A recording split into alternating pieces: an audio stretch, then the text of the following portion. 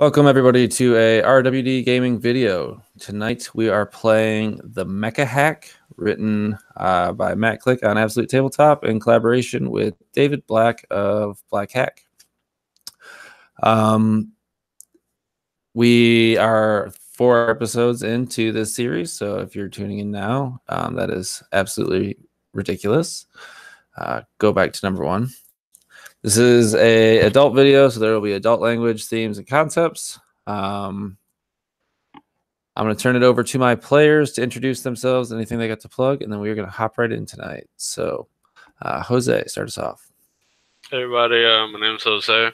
I got the YouTube channel D20Say, and today I'm playing Gladiator Epoch, who's a little crazy, and he's definitely not the smartest guy in the group. That doesn't mean he doesn't get work done. He has taken down many a strong opponent in his day. So next up is Jeremy. Hello, everybody. My name is Jeremy. I have the YouTube channel, The Erasmus Expeditions, where I have live plays and crafting videos and videos talking about games, etc. Tomorrow night, I am kicking off a brand new D&D 5e campaign set in a new world that I've put together called Momentum. I'm really, really excited about that. We'll be having our session 0 tomorrow. I'm also 1/3 of the podcast, The Dudes of Yore, with my friends Jeff Doty and Chad Nick, also to be found on YouTube. So, yeah, check us out. Give us a like, sub up, all that kind of stuff. I am going to be stepping back into the cockpit for Timberwolf. He is a Quipster scout. I have gotten the chance to play him one time thus far, and I'm very much looking forward to it because it was a blast last time. And I'm hoping to blow some shit up or flip some stuff over. Or both. Or both. We'll see.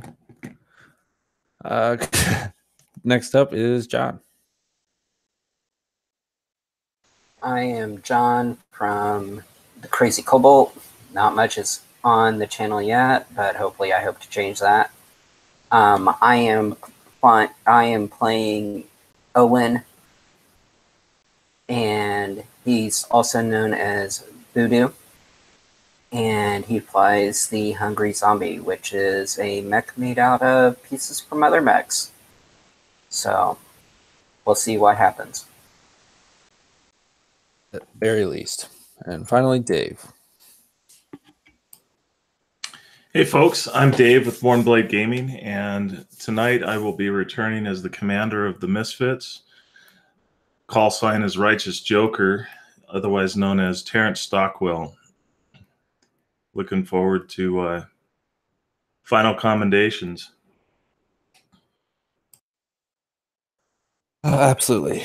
So, humanity at its finest hour, these days anyway, resides primarily on a few moon space stations, a colony of ships, and scattered military regiments across the inner orbit of planets in our solar system. What remains of Earth is an asteroid belt and 2 large asteroids of what remained of Earth as the war in years before had shattered it in 2. Mercury is a solar farm with plates to absorb the enormous amount of solar energy and pump that back to the various space stations in the galaxy or solar system rather. Mars is a terraformed colony on the brink of war with itself because people just can't seem to get along. But we turn our sights to Jupiter, a planet primarily inaccessible to human, just out of pure hazardous terrain and environments. But this is also the place where we find the rarest material known to mankind, orichalcum, a mineral capable of being forged into a dense enough material or a strong enough material that's light enough to make a giant fighting robot feasible to wield and to our pilot. These robots had evolved alongside mankind as we traveled space in search of new homes and places to expand. It's fairly convenient when you have a giant robot to protect your ship from various obstacles. And with that, we find ourselves in a gold rush, if you will, in the center of Jupiter, where the largest deposit of orichalcum exists. And that, fire team, is your target. We need to get there somehow, some way, to make our claim, because we need a claim. By Trade Federation laws, sworn in at the beginning of the USS, claim gives you ownership, and we need to own that. So the four of you find yourself in a large transport vessel, leaving the newly reclaimed moon of Forlorn. The four of you are being shipped out, deployed for what may be one final mission together as the Misfits. For it seems one of your fellow pilots has gone AWOL. No one has seen or heard from Viper Heavy since the events that took place here on Forlorn. This is odd. He somehow managed to fake check-ins. He somehow managed to fudge the numbers to make it seem like he was there. I consider myself a bad commander because I missed it too. He's made off with some alien tech. We don't know where he went, and we don't know what his plan is. But until we can get to the bottom of it, you yet again find yourself on thin ice. So in this transport vessel, what are the four of you doing?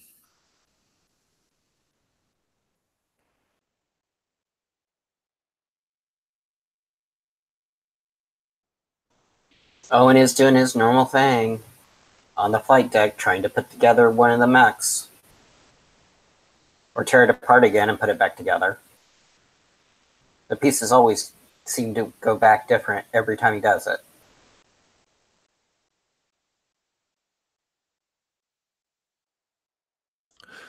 Commander Stockwell, what do you say as you see Voodoo jigsawing his mech together for probably the 100th time?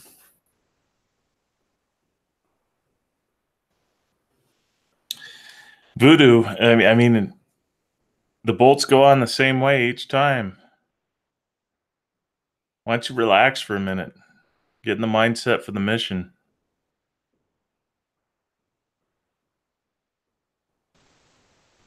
She only holds together by will. Well, Will isn't with us today. We've only got you, me. Unfortunately, Viper Heavy is not with us, which is concerning. Timberwolf and Epoch. So, why don't you finish that one ratchet? I think it's safe to say that you hear the squeak of a wheelchair, and the steps of boots on hard grated steel as Doc Silver and Rodriguez approach. Doc Silver's kind of, spinning the wheels and then just kind of letting them go as he kind of coasts in. And he kind of wheels over to where Voodoo is putting this thing together, and he's like, "Man, this thing took a beating. You sure you can put that back together?" Been doing it all along. Oh, you mean it's supposed to look like that? By the way, there's a couple new toys in your mech too. Oh man, I hope they're in better shape than this thing. And he kind of wheels away. He goes over to the commander. Commander, it's good to see you again. He kind of extends his hand out. It's good to have you back. Yeah, sorry I wasn't able to make the last one. It sounded like a hell of a time. Yeah, but we made it through. One piece this time. It's always a good thing. Yeah, I didn't have to requisition another mech. Well, I know I'm not usually part of the team, but Rodriguez here has told me that you're down a man. You could use some help. Well, Doc, you commended yourself very well in the last mission. I would be happy to have you with us. I appreciate that.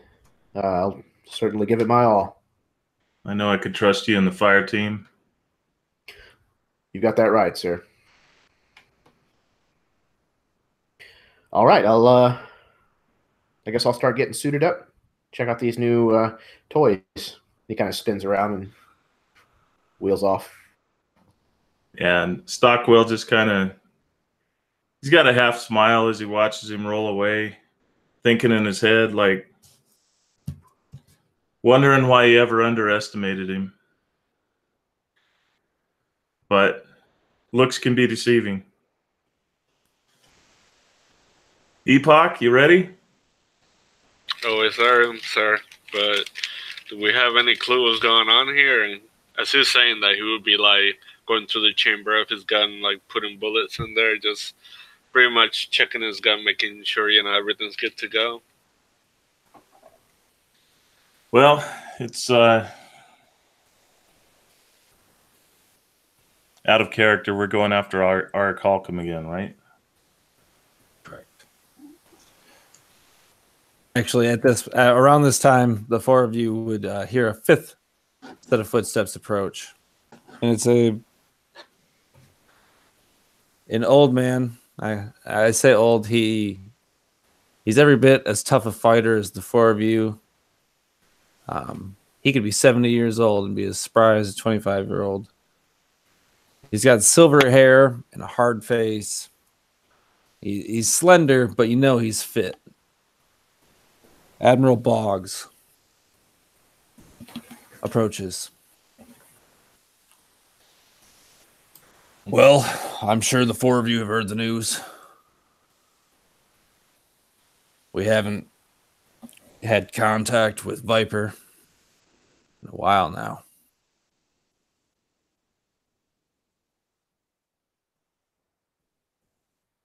We think, or have reason to believe, it has something to do with his brother. I know you, the four of you, are aware of the events that took place with the individual you apprehended on Volorn, Napalm Archer. Well, we don't think Viper took that too well. He was conjured with some alien tech. It seemed like it was, well, I'm not really sure what it was. We're concerned for his safety, as well as that of the USS. We have reason to believe that he is also headed to Jupiter. So I'm also, aware of your debriefing, and you are going to Jupiter as well. But I want you boys to be careful. Not really sure what he's capable of. Commander, I trust your intuition on this one. He was one of yours. Forgive me for asking the question that illuminates the elephant in the room. But Admiral, what are we to do if we do come across him and it becomes apparent that he is after the orichalcum as well? His face gets stern. He presses his lips together and, like, rather than them being pink, they're kind of white around the edges.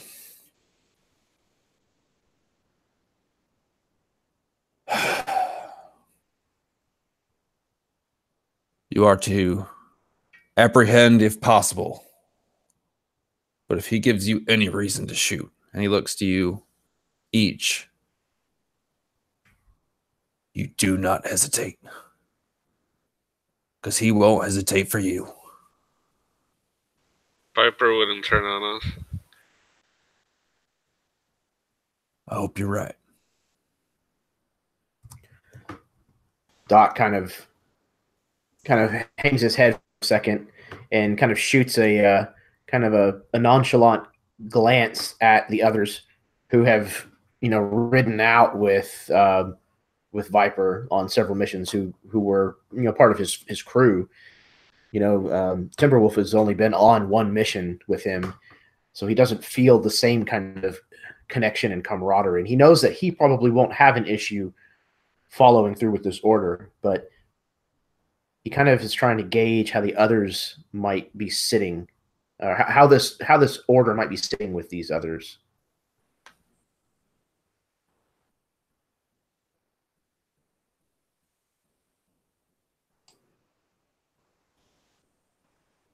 This is a little raw, Commander. You're in the military, son. It's always raw.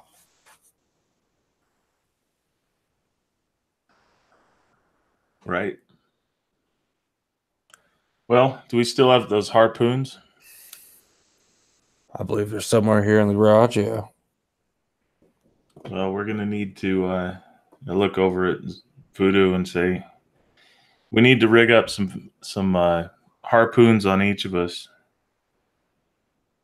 I think that it might be a way that we can pin him down and then maybe a net. I don't know. When you say that, the mounted gun on Voodoo, on Zombie, he taps it and says, "Yep, I've already equipped the arc gun, so grappler shouldn't be a problem. I'll just need about 2 hours between all of us." You got about 48 before we arrive at Jupiter. All right. Well, we'll complete this mission, sir. I'm sorry, boys. I truly am.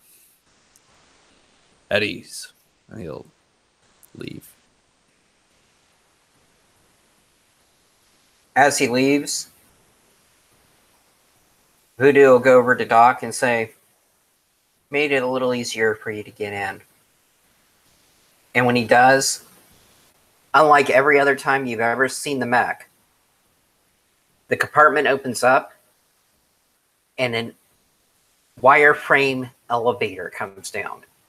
And it's designed to grapple onto your wheelchair and hold you up completely. He kind of lets out a nod and like a low whistle. And then he kind of reaches up and kind of grabs you on the back of the upper arm, a little bit firm.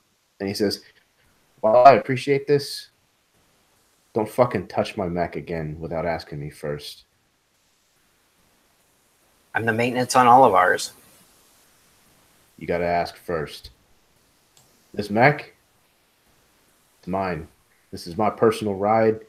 If you do something that I'm not aware of and I get out in the field and I don't know it and it fucks up and kills me, I'm going to take you down with me. If any of my work fucks up your mech to that point, I'd expect you to shoot me. Then we're solid. You see Stockwell kind of look over at Gladiator and just like... He would be like feisty. He's a little high strung. Yeah, Doc is usually like a solo operative.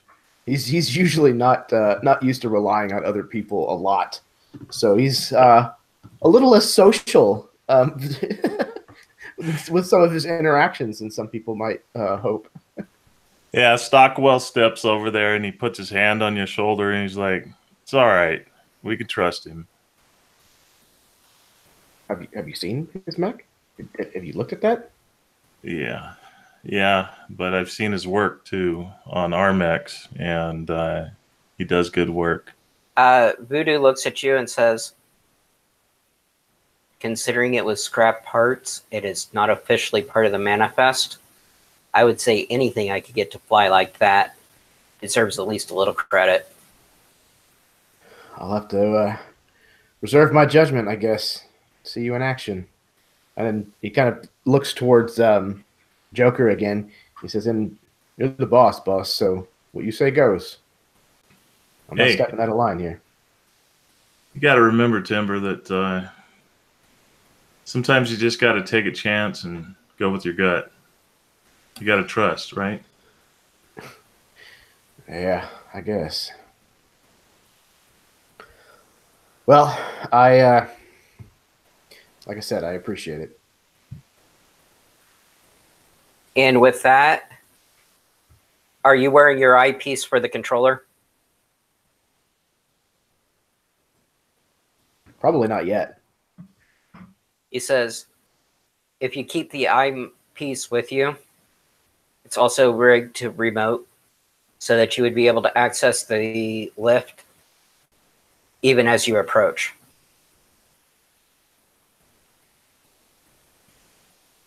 I didn't want a situation where you were in, if you had to go down and not be able to get out.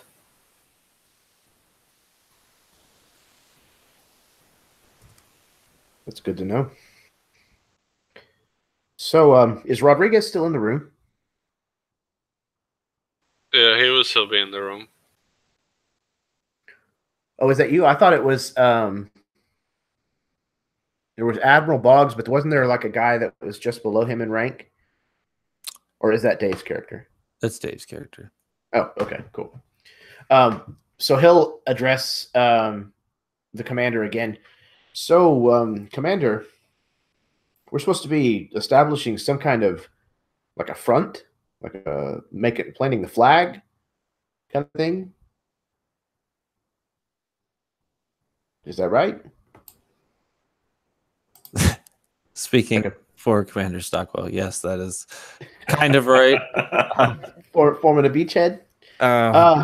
Yeah. How are we gonna plant a flag Basically, on a gas giant? What it would be is there's like this it's a beacon, if you will, that gives off a radio wave signal that kind of marks something as like within so many thousands of miles of this to be like marked territory in a sphere shape around the beacon. And this is the kind of thing that we expect the other entities, the other factions to respect. They have, yes, they have them as well. This is like a intersolar kind of treaty that was marked there in the beginning.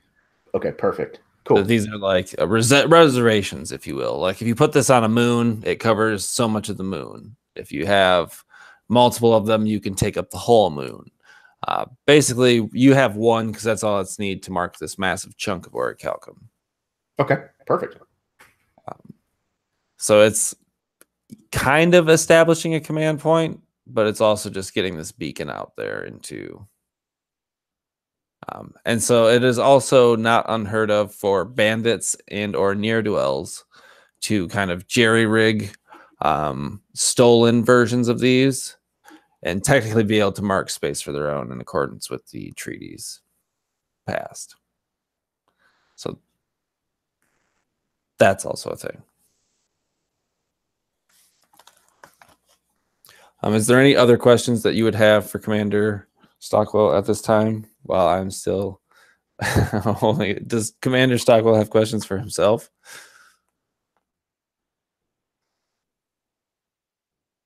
So just to be sure, we're planning a like a beachhead, and we're gonna plant a flag.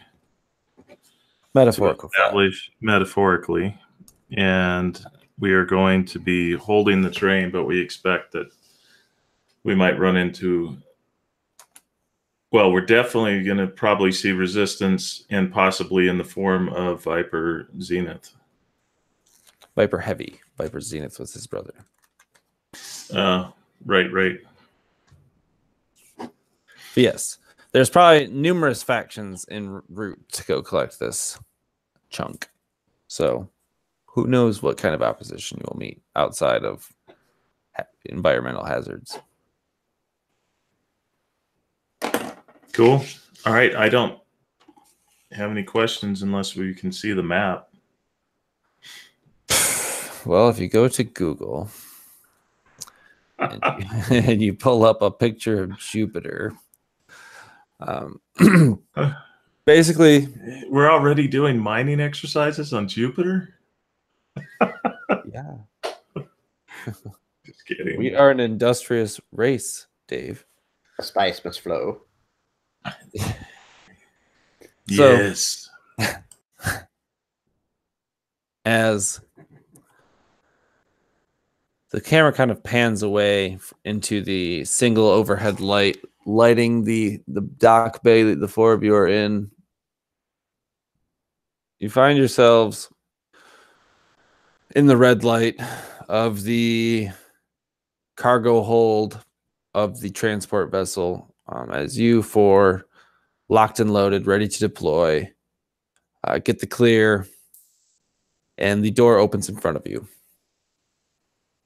It's a jagged landscape of noxious fumes and crystalline other kinds of fumes, things that at various temperatures heat and cool.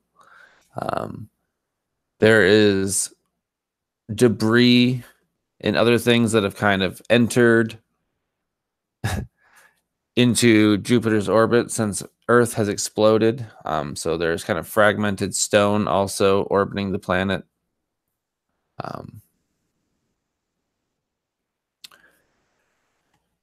You had to be ejected now because there is a fleet of CEA mobile units being deployed as soon as they seen you. So the four of you are being ejected, and you are being thrown basically straight into combat in this fucked up terrain with what you can tell is 8 mechs. So go ahead and roll me initiative. And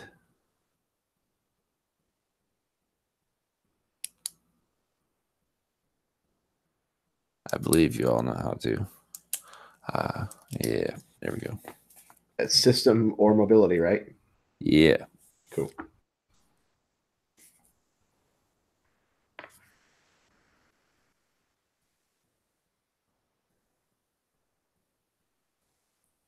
Three passes. 4 passes. All right, now.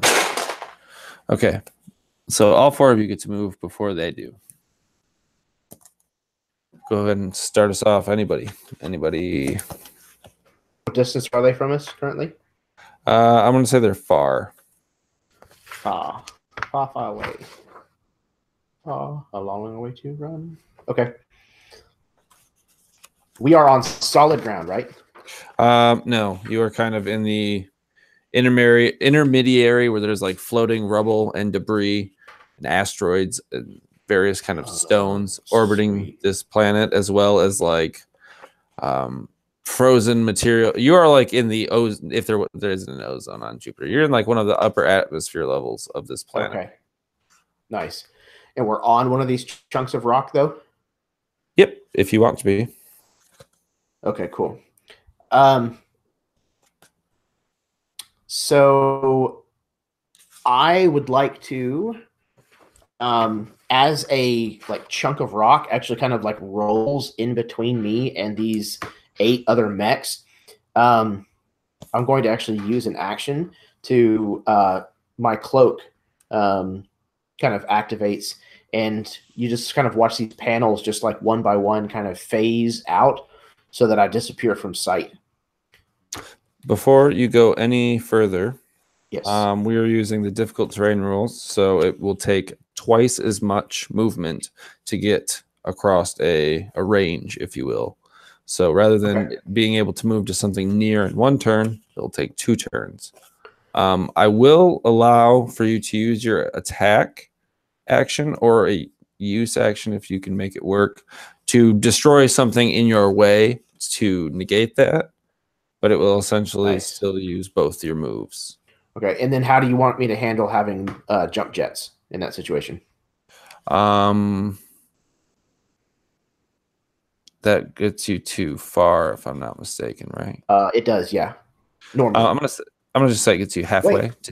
Jump jets, just as it's listed, actually says that it ignores difficult terrain.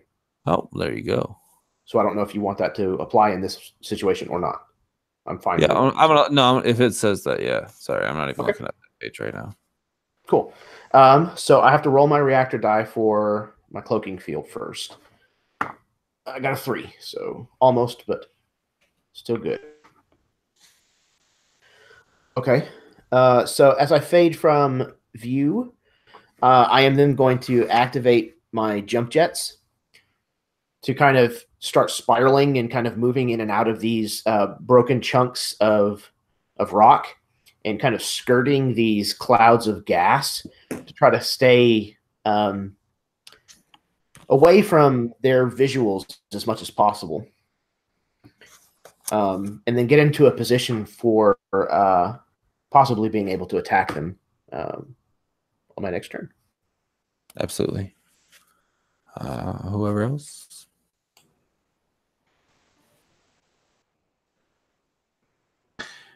Doesn't Gladiator or Voodoo also have a Inviso shield? Trying to remember what you guys had for. No, I'm a purely repair-based mech with some defensive stuff. I'm actually a striker. Okay. Although you may not actually know that confirmed because there's bits and pieces of almost every type of mech out there on me. Right.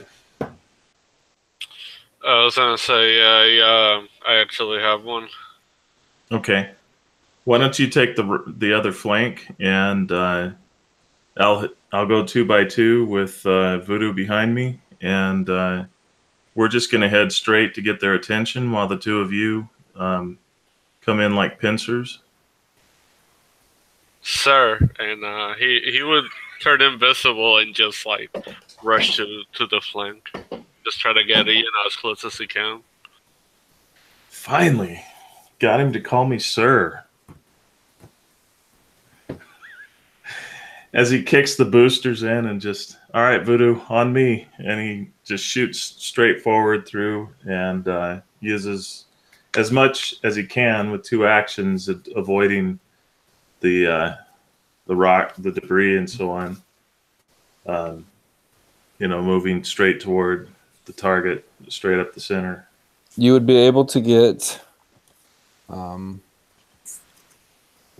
you'd be near to them, but it would require you to roll your reactor die once for using the same action twice in a turn. Okay. And that's a pass on that. So yeah, you are able to jettison forward, closing in the distance between you and them.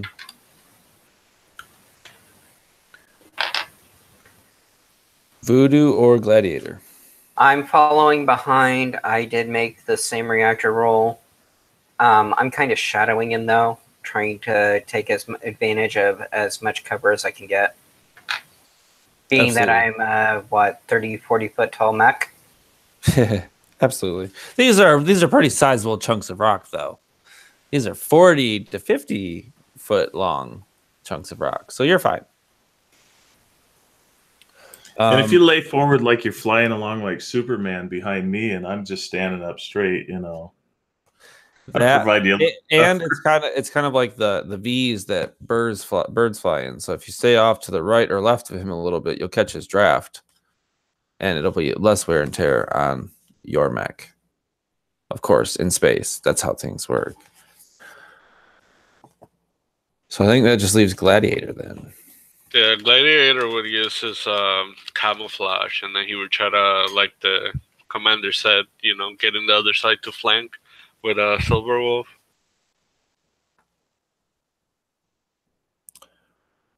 So you're moving twice, or Do I have to roll anything to move twice? Or? you don't have to by any means. You just will only be able to Okay. move half the distance. Yeah, that's fine. I'll do that. Then you still have a whole other action. What would you like to do? Can I take like a ready action in case something gets near? Yeah, for sure. So that brings us to the invading squadron then. Everyone give me a systems check.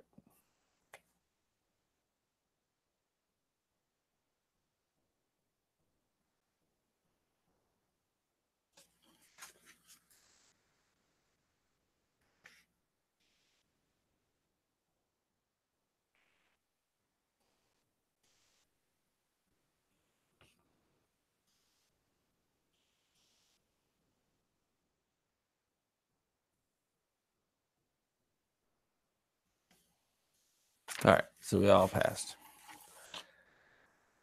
So as the four of you kind of maneuver into position, you all recognize on your scanners, if you will, two of the blips have kind of faded off. So you're only seeing 6 blips on your screen.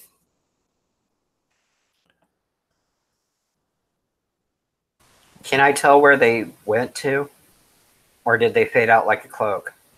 They fade out like a cloak. You would assume it's a cloak.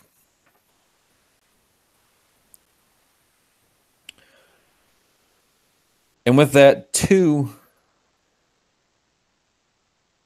of these mechs are flying towards you.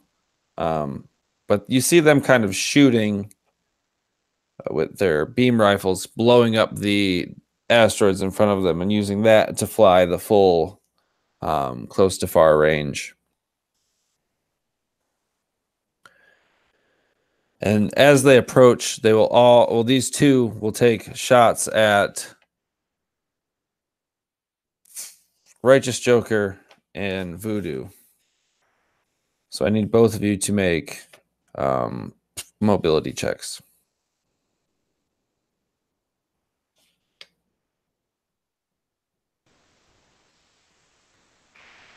I made it.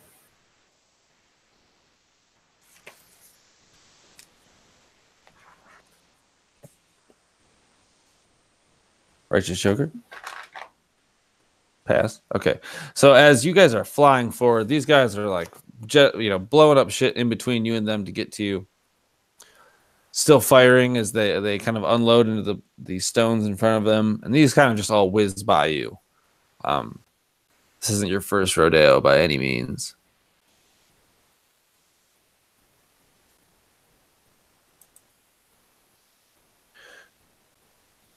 As this happens, I need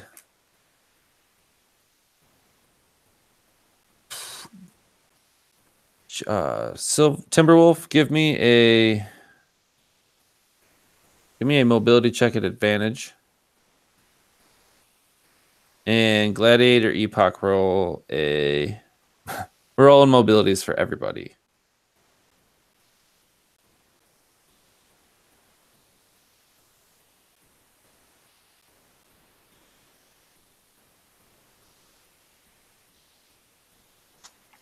So the both of you also see rocks immediately beside you explode. This is probably unsettling for you, Timberwolf, because, I mean, you are usually not one to have difficulty slipping off from a party and being able to hide. He was close, too close.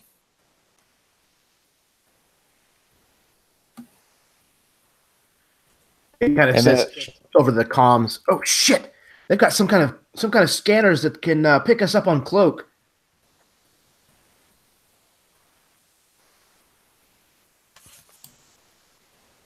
And with the final four, kind of, you would recognize these as like exploratory mechs. They have laser axes rather than laser swords, and laser shotguns rather than laser rifles.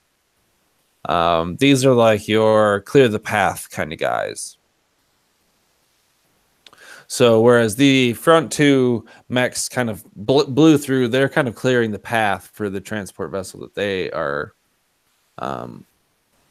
coming from. I guess not really clearing the path for it, but clearing a path from it. So we can actually see like where they launched from, kind of behind them.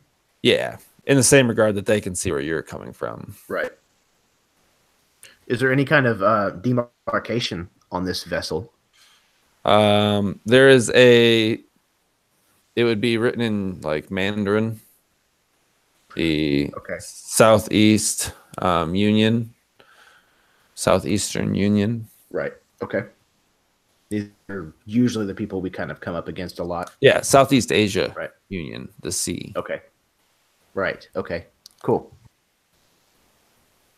So yeah, there's like their transport vessel. I mean, it's not like there's a bunch of people on this vessel. It's kind of like what yours is. You know, it's like a probe you send off to launch off your mechs.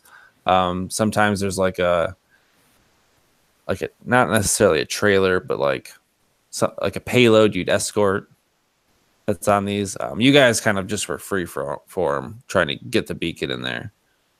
Yeah, probes, if you will.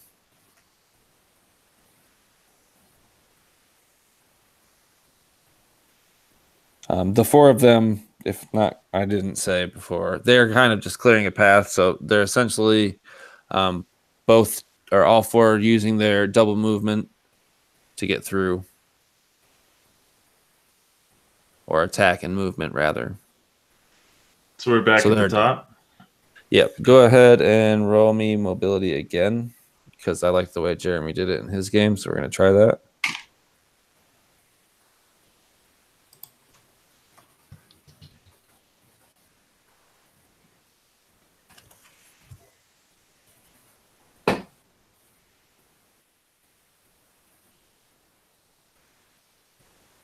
So 3 pass, 1 fail.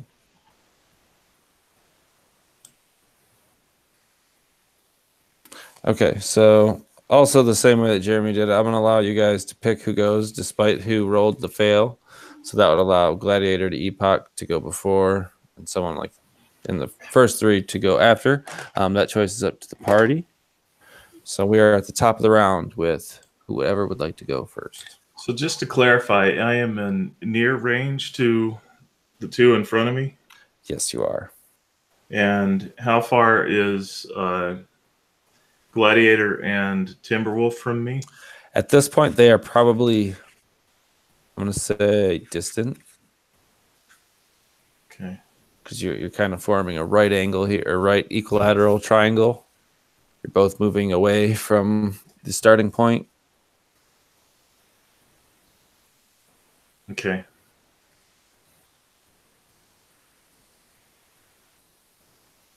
So who would like to go first? I'm definitely going to go after Joker. I got a crazy idea in mind, but I don't know if it'll work. I'm thinking of flying into one in front of me and then forcing my reactor die to grab the one and then push him into the distant range, try to slam him into the other mech.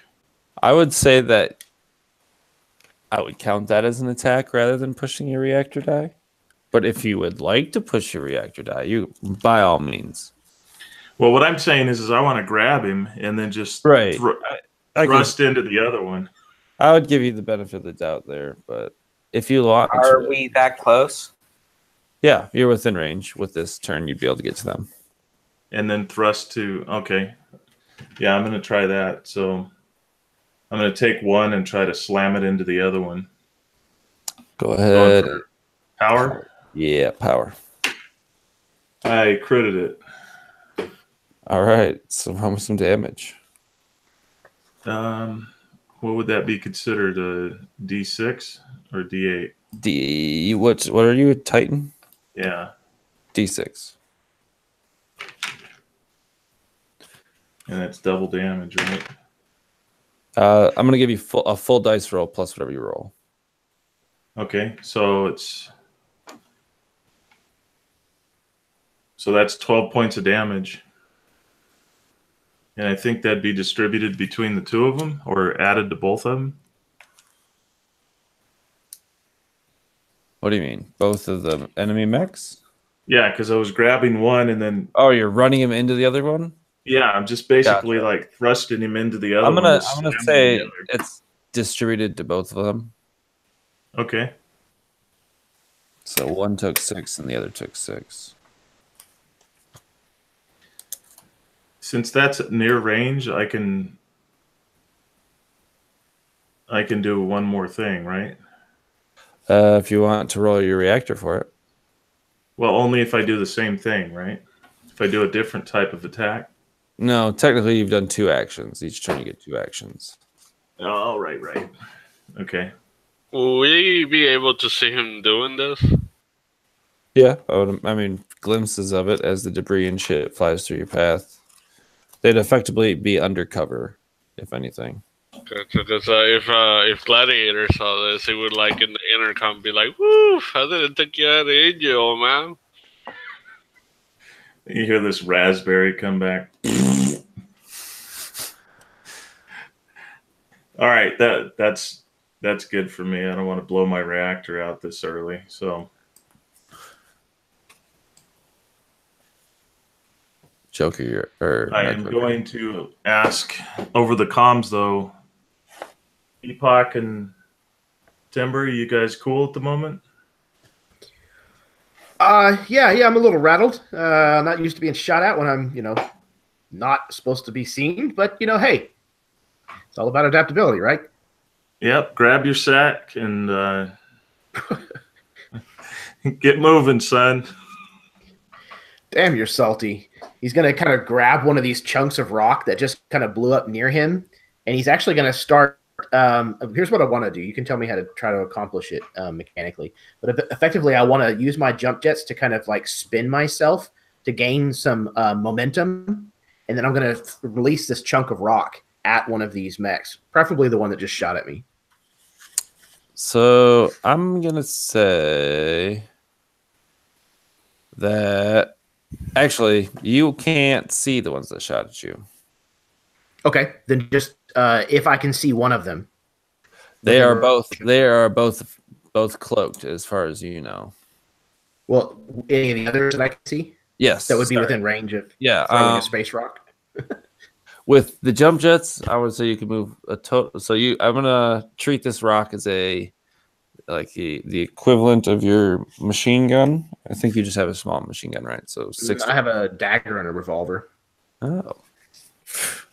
So I'm a scout.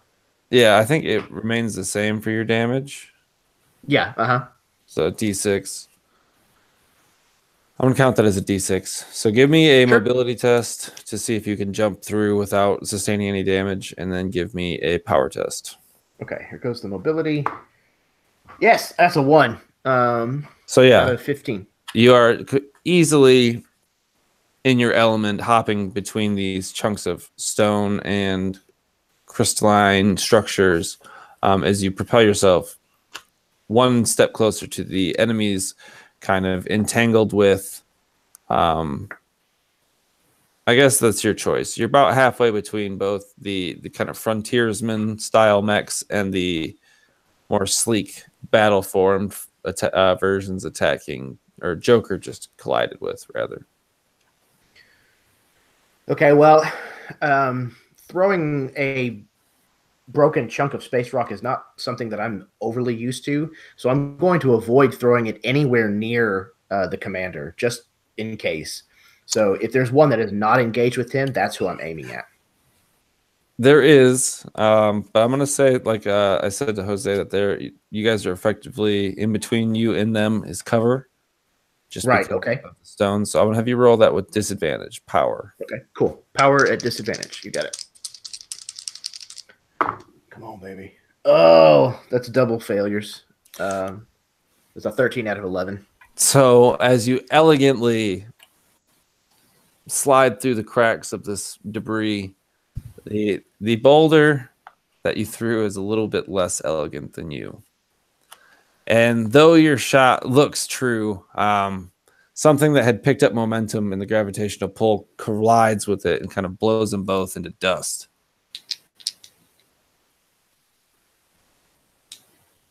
So we have one more slot before the enemy. Yeah, a gladiator with if he's still camouflage, he's gonna double move again. He's gonna try to get like as close as he can to the commander, but being able to hide behind cover so that way when he gets a chance, he's gonna take a shot at this guy. Go ahead and roll me a mobility with advantage because there's plenty of cover. Alright, I pass. I get a 5. And then you can attack if you'd like. Ooh, can I use my explosive rounds, or do I have to use my die before I can do that? Yeah, you have to use a use action to load the rounds. This is what got me in the Halo game the other day, is I had to load the rounds. Gotcha. Well, yeah, he's gonna get over this boulder. Since he's invisible, I'm pretty sure they can't see him.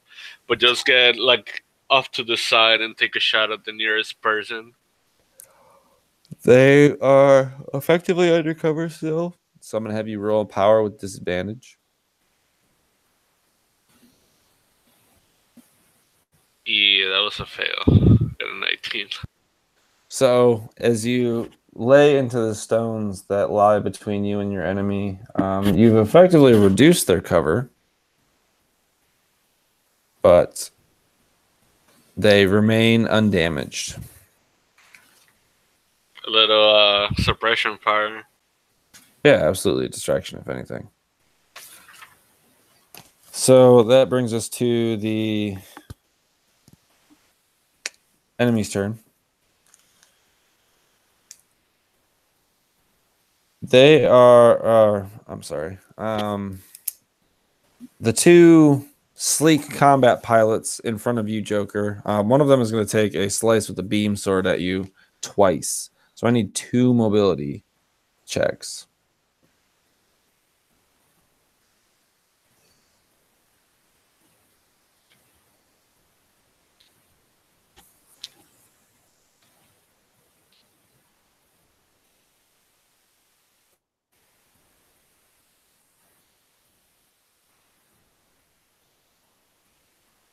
And you may actually have still been holding on to the mech that you pushed into because it was the disengaged one that is attacking you. You managed to slide this ace pilot in between you and his buddy, and these 2 swipes take purchase in him rather than you. And as you see this happen, you can imagine the picture of kind of what's the word I'm looking for? Startled or surprised appearance of the pilot inside the mech you're holding as he's going to try and flashbang you. The mech that you're holding kind of reaches to his belt and pulls up this small spheroid-esque thing, and he'll compress it together, and it explodes in a flash of light in front of you. I'm going to need systems checks from both of you, Joker and Voodoo.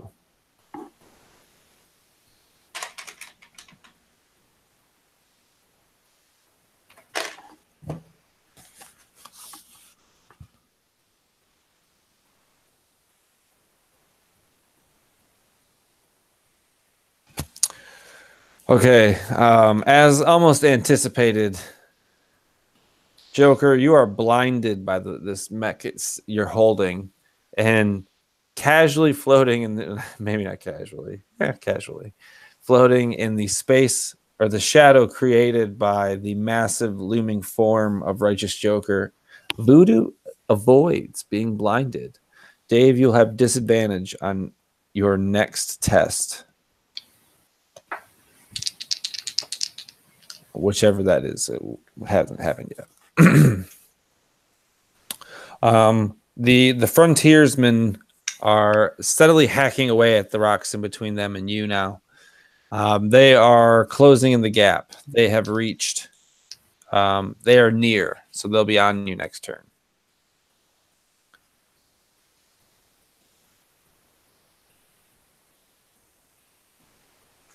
Silver or Timberwolf and Gladiator. I need you to both make mobility checks.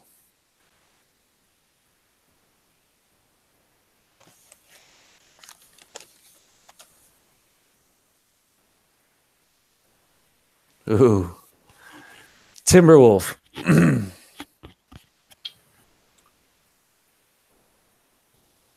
You see it before your sensors even pick it up. A flash of red light, or a laser, if you be so inclined, blows through a stone. And where does it hit? As you take, if I can get my gun, 6 points of damage. And you can reduce your armor points before applying that to your health. Yeah, I think I'm going to take. Yeah, I think I'm definitely going to use the armor points first. So what does that look like?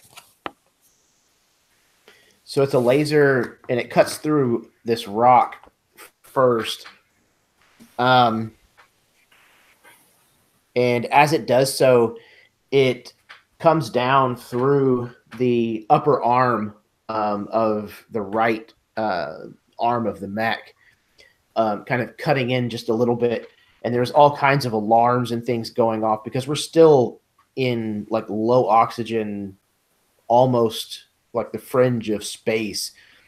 So there's all these alarms buzzing and stuff because, you know, exposing the pilot to that kind of stuff is obviously going to be lethal before like these little nanites kind of come behind it and like close it up just enough to kind of seal it against this lack of atmosphere.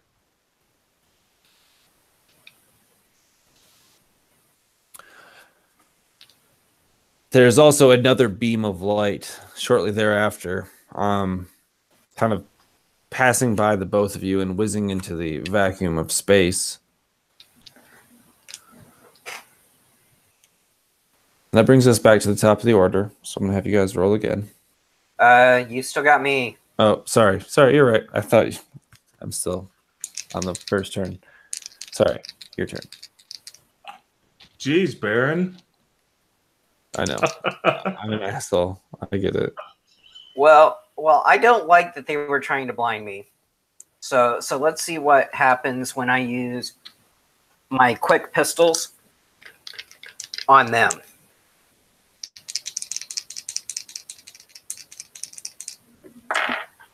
And that is, I'm going to go ahead and put it in chat so you know what the scores are. You didn't say a difficulty, so I'm not sure. I think it's just roll your power.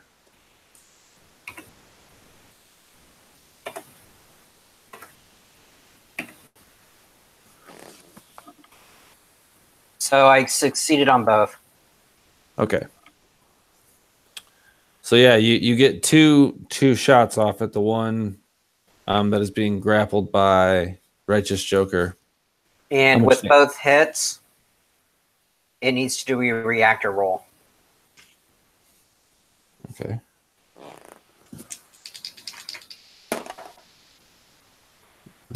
And then I roll a reactor, so. They succeeded. And they still take the damage. So It's just an added effect. How much damage am I taking?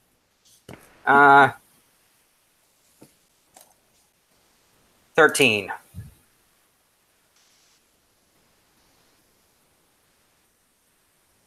So yeah, these 2 shots take purchase solidly in the chest of this mech.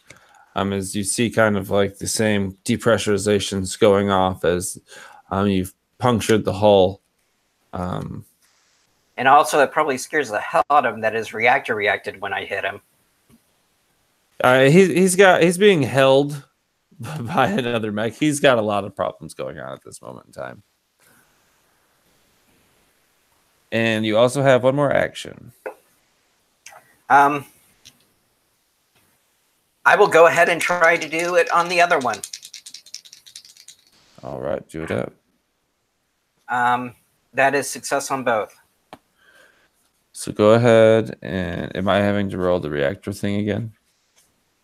Mm-hmm. And that's 9. All right, so he's good. So 9 points of damage on him. The same effect, the depressurization. This seems to be maybe a little less of the depressurization. And they just took another 12.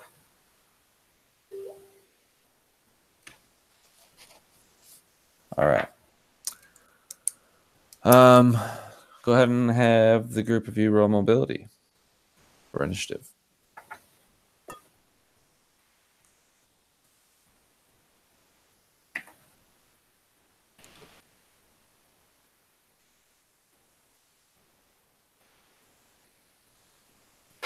Four passes. Man, fuck you guys. No, fuck you, man. No, fuck you. You're shooting my mechs. Quit. That's the plan. You get to take your pick who gets to go first. It's not me. I want to go first. I want to rush in there if it's allowed and grab the commander and drag him while he's holding on to whoever he is. Drag him into cover. I see that as more of like a horizontal movement. Like you're going to pull him behind something that's next to him rather than like away from. You're not necessarily in front of him, I guess, in my mind. Okay. I mean, I just figure I'd go grab him and pull him to whatever's the nearest cover. All right. I wouldn't imagine. Joker, are you resisting this at all? I guess not. Then I'm going to say that you're able to do that. But I'm going to say that it does cost you both your actions. That's fine. As it's bringing him back, it's like, man, you're getting old. What are you talking about, Voodoo?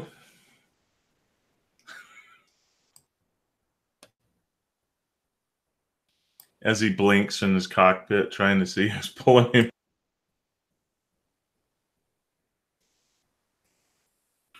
I think this would be freaking hilarious, especially if you're still holding on to that guy, because it's like you're probably choking this guy while I'm over here dragging you. It's all in space, so weight's not really an issue.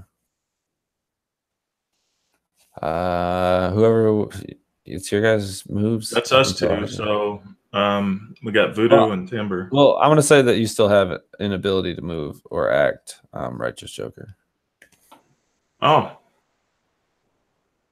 So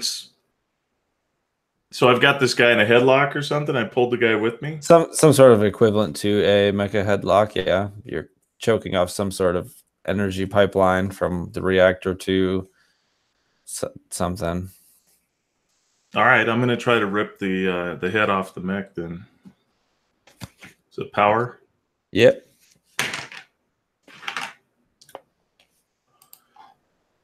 That is a 6 out of 16. Okay, so yeah, you definitely succeed. Go ahead and roll me some damage. I'm going to say that it's a D6 plus a D4 because you have his head. Okay. So that's 7 points of damage. Okay, go ahead and describe it to me. As you destroy this mecha's face. So as he's kind of like in there, who's pulling me? Voodoo? Is that you? And he's like, and you hear this crunching and ripping of actually the screeching of steel as he pulls the head off, and he feels the it give loose and starts to just spin off. And he just kind of grins as he continues to sort of wipe his eyes, and he's trying to get it back. And as, I'm being never to piss you off. Let that be a lesson to you, and call me sir. I was too busy giving you cover fire, sir. Thank you, Voodoo. so as this detached mech body kind of starts to power down and begin its endless drift through space.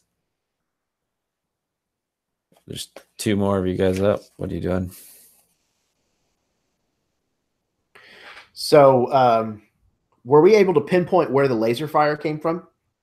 You have not. If you would like to try, you can give me a systems check. Oh, that's a horrible number on my sheet. So instead, I'm just going to make news worse, they would be at disadvantage. Yes, I'm definitely going to opt out of that then. I'm going to say that's simply just because of the range. Yeah, that makes perfect sense. Should you move in, you're be more inclined to see like the glimmer of an active camo. I will hold off on doing that then and engage in the more immediate threat. You said there are still, so there's 2 that blimped out or bleaked out, so that means 6. Dave just killed one of them, so there should still be 5.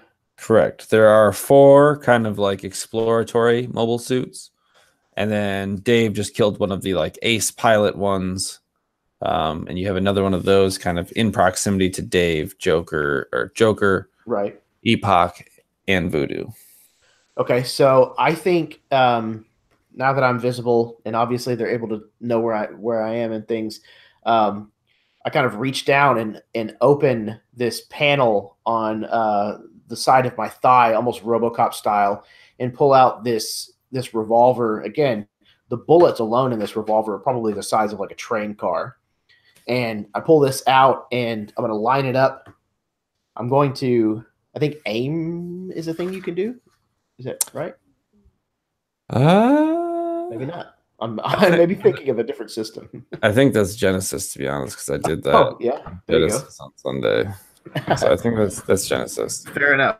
In that case, I will. I guess I know it probably won't help you too much, but I might as well allow you guys to roll a systems check to see if you can target the individual then, and then fire with like a bonus to your accuracy. No, it's all right. I'm going to push myself to fire twice at this this other ace mech that's near the commander. You have advantage on this, so I'm going to say that makes this attack neutral because you are technically hidden. Oh, cool. Nice. Okay. And it would otherwise be at disadvantage? Yes. There's yeah, just the fucked up terrain that you guys are dealing with is giving exemplary cover from both ends. Nice. All right. Okay, so that's a 4 out of 11. So that's 1 hit. Okay. Go ahead and roll that first hit for me first. Sure. Damage die is a d6. Yeah. 3 points. Plus an additional 6 for ambushing. Oh, right. An additional d6, rather. Yep. So that's 5 total. All right. So you're seeing more of this severe decompression. This guy isn't down, but he's not looking too hot now that he's cornered by 4 of the Misfits. But then I'm going to fan the hammer and fire a second time. Ugh, that's a 15 out of 11, though, so that's going to be a miss. Okay, so yeah, there may be like a stray rock, or you, one of your teammates drifts in front of them at an inopportune moment. You ultimately just have to avoid taking the shot. Voodoo. Okay. they're all bunched up together, right? The enemy, the 4 frontier. The 4 of us and them. Yeah, pretty much. Okay, let's have a little fun here. I'm gonna go ahead and trip my rack of rockets. Okay. And I'll do a reactor roll, and I'm good. And that is a crit. What did you roll the reactor for? Launching the missiles was a reactor.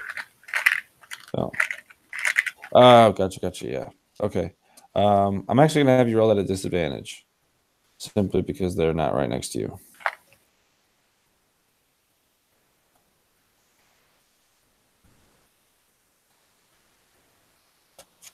Okay. Rockets had a long range. That's fine. There's just cover Okay. in between that you and them. Then that'll be still a success. Okay. And that'll be 9 points of damage. All right. So as your rocket barrage sporadically dodges not missiles, large stones and crystalline figures, this group of Frontiers mobile suits, unsuspecting, I guess at the very least, are smoked with these rockets.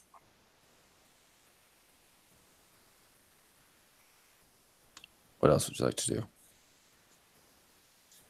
And are so none of them are standing? They're all kind of floating, if you will, flying. They're all still up. Okay. Then I'm going to put up my particle barrier Okay. as my second action. Okay. So that should cover all of us, if I remember right.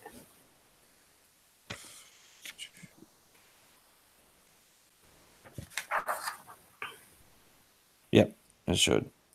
So that brings us to the enemy's turn.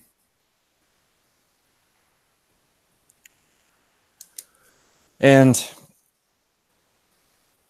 the ace pilot that was standing almost right next to you has decided to take some evasive maneuvers here. And he is going to kind of take a turn and go to leave, flying evasively, like I said, into the stones. But he's It's not an able. opportunity attack. I'm just kidding. I don't know if those exist in this game. I'm being sarcastic. But he has kind of drifted into the rocks beside you, as far as he could get.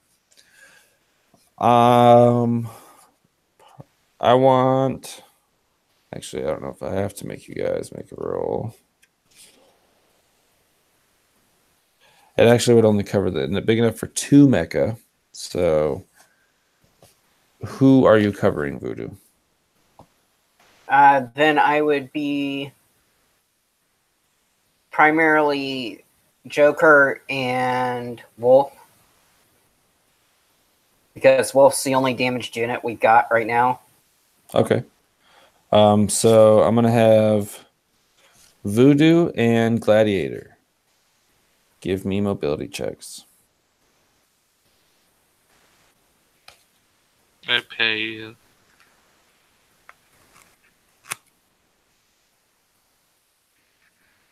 So you both passed. This would actually be represented as like 2 massive ripples on your particle shield come colliding as this moments before is activated, coming to completion as these kind of smack into this wall.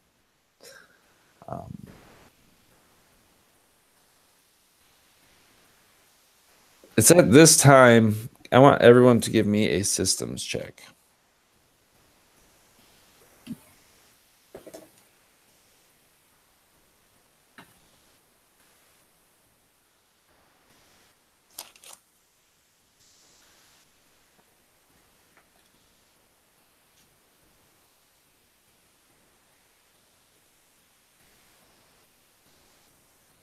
Okay, so the only person that failed is Gladiator, I think. Well, nonetheless, Gladiator, by critically failing, you haven't critically put yourself in danger by any means. There is a new blip that has appeared on your radar.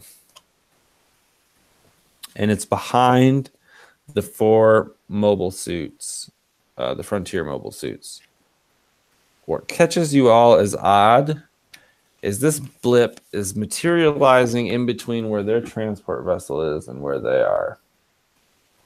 There is a glimmer, what almost looks like a tear, as this mech kind of reaches and pulls itself out of the fold in reality. Part of this mech is sleek green as you remember it. The visor cut deeply with a very elongated head. But what's new is the right side of the torso shines with an eerie purple iridescence.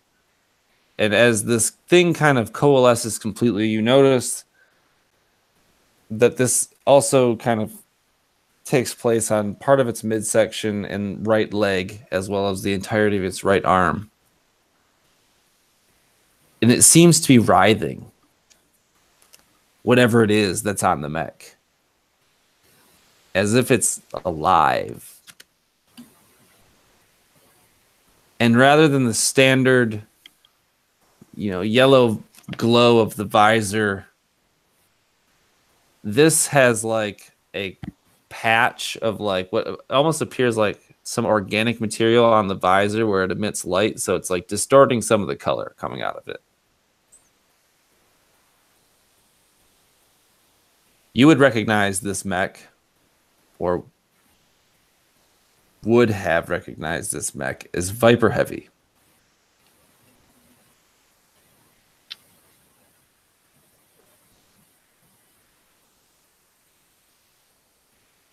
And as you see him materialize,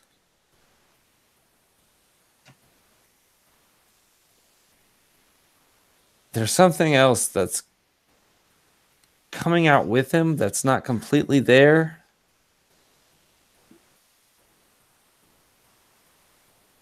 But with 2 massive strokes of what appears to be out of the organic arm, a iridescent purple laser beam strikes down 2 of these Frontiers mechs without even so much as a little bit of resistance.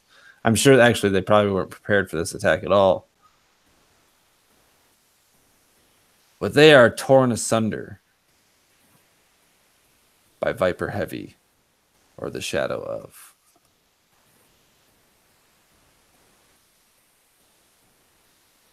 And I actually have to take a leak, so we're going to take a break.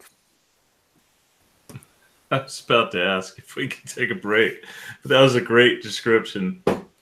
Thank you. Even the writhing worm strapped to its leg. All right, on. We are going to take a $5. Do what you got to do. We will return momentarily. Forgot to mention it in the beginning of the stream. I duly apologize for my lack of a streaming device. I am down a camera due to technical means, which I soon hope to remedy, if at all possible. So I thank you for bearing with me. If I can, I'll have this fixed before my new campaign starting this Sunday. It is our rendition of the Waterdeep Dragon Heist, dubbed the Eurodesian Dragon Heist, for lack of a better coinage system. So come check me out this Sunday with my awesome group. Jose is in it. I don't think anyone else from this game is, but we got Chris Villeneuve. I'm sorry if I just butchered your name. We got Phillip Maddi, who unfortunately couldn't make it tonight, so we're playing this in memory of him. We got our very own Jose. We got Connor McNeil. We got Jason Smith. I don't want to forget anybody.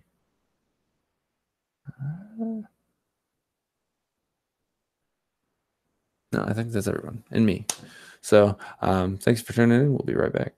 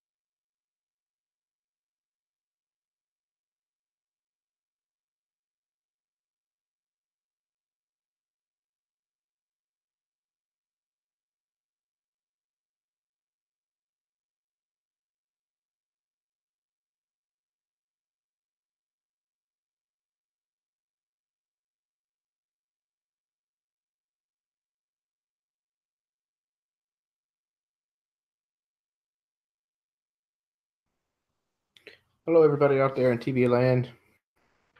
Hope everything's going well. Mecha Hack is a hell of a lot of fun. If you're not already in a game, if you don't have the chance to play it yet, I would highly recommend fixing that. It's a lot of fun. Yeah, it's definitely worth the money. Like, it's great. We're talking about Do with it. Yeah, absolutely. I'm honestly upset that I don't play it more. I'm not really in a position to at the moment, but yeah, I don't know. I had a lot of fun playing Halo the other day, so yeah, man, that worked really, really well. It helps that you guys were such consummate players for sure. I got hit by I actually no. I take that back. I hit a car, and I stopped this car from moving. I hit a Banshee, and I blew it up. I had a good day. I had a great day. Oh, you did die. Oh wait, no, I died. I forgot. I was so mad because it's like I already had a game that was scheduled there, and I didn't realize I double booked. And then one of the people ended up canceling anyway, so I was like, cool, then I can jump back in. And he ended up running a session anyways, just different game, and I was like, because I freaking love Halo, man. Like when Halo 1 and 2 were out, I used to do like LAN parties all the time. We had like all these people with TVs and stuff. So much. Yeah, buddy. I have played probably more Halo throughout the entire franchise of Halo than any other game, hands down. I used to play every day. I wasn't that good, mind you, but I played every day, just about. But it was a fun game. Were any of us ever that good? Oh my god! I have a couple of friends that are pretty damn good. Like I don't know about like competition good, but they smoke the rest of us. My friends used to hate me whenever I was sniped. Okay, so I recently attained level 3 in Ranger and got an animal companion, but I have no animal handling skill because he likes to step in my fucking food like an asshole. Real life.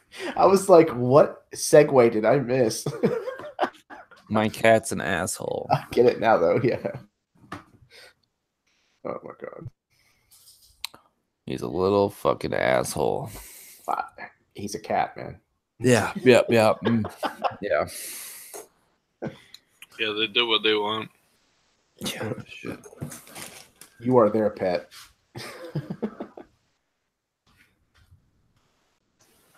Is it bad that Voodoo's first instinct is, what in the hell did they do to that mech? I've been working on it for months. You better kick his ass. You better kick his ass. So I think we're all back. Actually, give me 2 seconds here. Dave is getting his walker. Oh, sorry. Dave is getting his walker. What do I need my walker for? I'm sitting on my fat ass at the moment.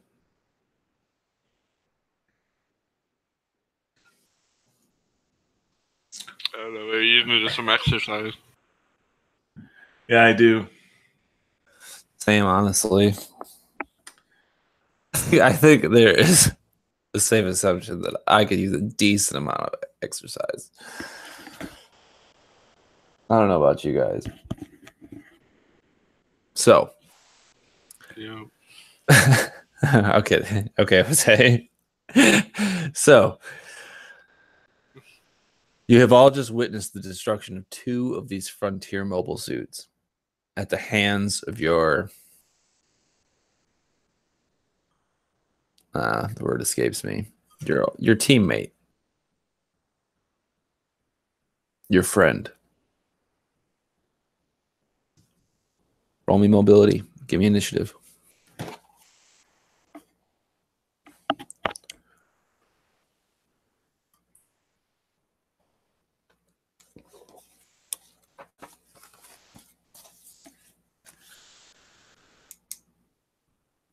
One success, 1 failure so far. 2 success. 2 success, 2 failure. Perfect. For me. Aha. You fail. So, go ahead and pick 2 of you to go in the starting lineup. I'm going to jump ahead and go first. Sounds good. And what I want to do is every one of these mechs I've worked on, I want to try, and I would have figured out the weaknesses in every one. I want to look at the weak points of Viper and have they changed from the point that they were on? Has the modifications corrected some of the unfixable areas that were weaknesses of Viper? Give me a systems check. That is a 3, and my skill is a 17. It seems that, like, for the most part, Viper Heavy, though, despite his name, wasn't like an extremely heavy-duty mech. It was fairly agile, but you see like a lot of the weaknesses of the joints seem to be kind of coated in this writhing material.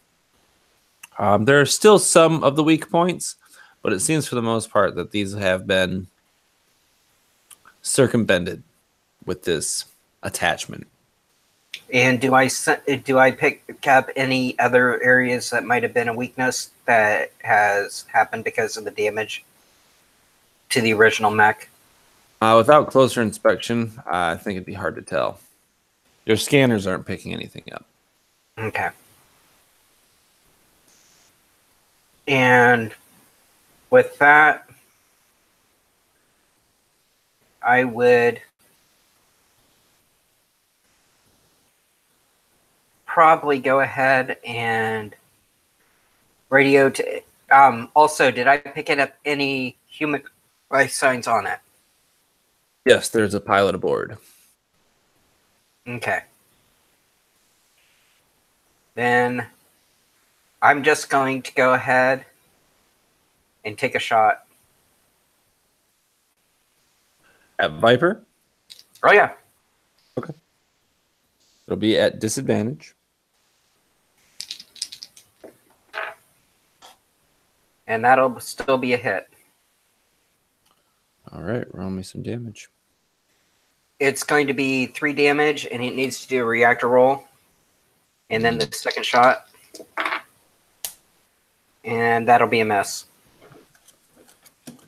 Where did my book just go? Sorry, give me 2 seconds. I don't know where I just put my thing that I was just looking at in my hand. Okay. So 3 damage, and I need to roll reactor die.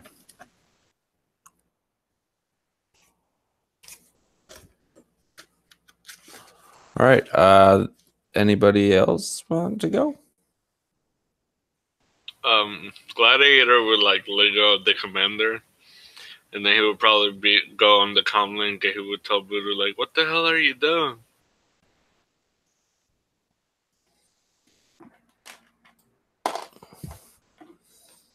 Well, this is Viper Heavy, not Viper Zenith, right? Yeah, Viper Heavy is Phillips. This is his brother. No, this is him. This is Viper Zenith? No, Philip was Viper Heavy. Oh, Or for was some he? reason I thought he was Viper Zenith. Okay. If I actually Let let me down for Philip. Okay. Okay, yeah. Whatever you have, this is Viper Philip. Viper Phillip. Yeah. Doc is going to come on over the comms and say, Commander, is that the one that Boggs warned us about? Am I still blinded? Ooh, good point. You're good. Yeah, and he kind of comes to and he says, Voodoo, stand down. That's Viper. We need to... Voodoo, you're fine. I mean, Viper. Oh. Carry We on. need to... This is where we're going to use the... We're going to try to hold him down, bring him in. All right, so I guess we Subdue. clean out the rest of these scumbags first.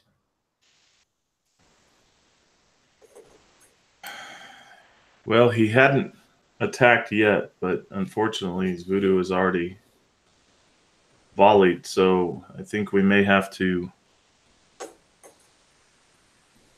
He hasn't responded yet to that. All right, so take out the... Let's target the other assailants first, and then we'll focus on Viper. Under that. I was just trying to bring down the reactor. Good point.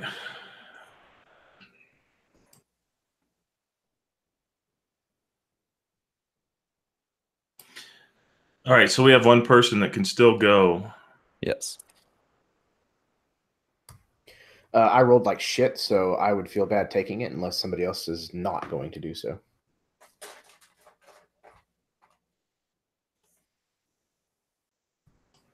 All right, you missed your chance. I'm going to slide in then, and I'm going to go ahead and see if I can't deal with another one of these other mechs here. How far is the closest one to me? You got the ace pilot that kind of skirted off to the side near. He's probably actually like right near you since you hadn't closed in all the way. So near? Yep. And then I'm assuming that's the one you're thinking of. But there's also 2 Frontier mobile suits in the vicinity of Viper Heavy, or tainted Viper Heavy. So I think, especially with all of this like mayhem that's been going on here, there's probably a lot of these chunks of rock that are probably spinning faster and on different trajectories than they were whenever we first arrived, from the various like explosions and things banging into them, etc. So I'm actually going to kind of like move over to one, grab a hold of it that's kind of rotating, and as it rotates away from these other mechs, I'm going to activate my cloaking field and then let it just kind of rotate around. And then as it does so, I'm going to have my revolver still out, holding on to this rock, and just kind of wait. And as I come into view of one of these mechs, I'm going to fire from him being hidden. I'm going to say you get to keep advantage since he's like right next to you. Okay, cool. So not as much stuff in the field. Just in my mind, he kind of flew off to the right, and you guys had gone off to the left originally. So ultimately, as he escaping, you coming in, kind of put you within range, in my mind. Cool. I'll take it. I'd buy that for $1. All right. So that's 4 out of a power of 11. So that's a hit. And an extra D6. Because I'm a sneaky son of a bitch. Ooh, baby. That's 10 points of damage.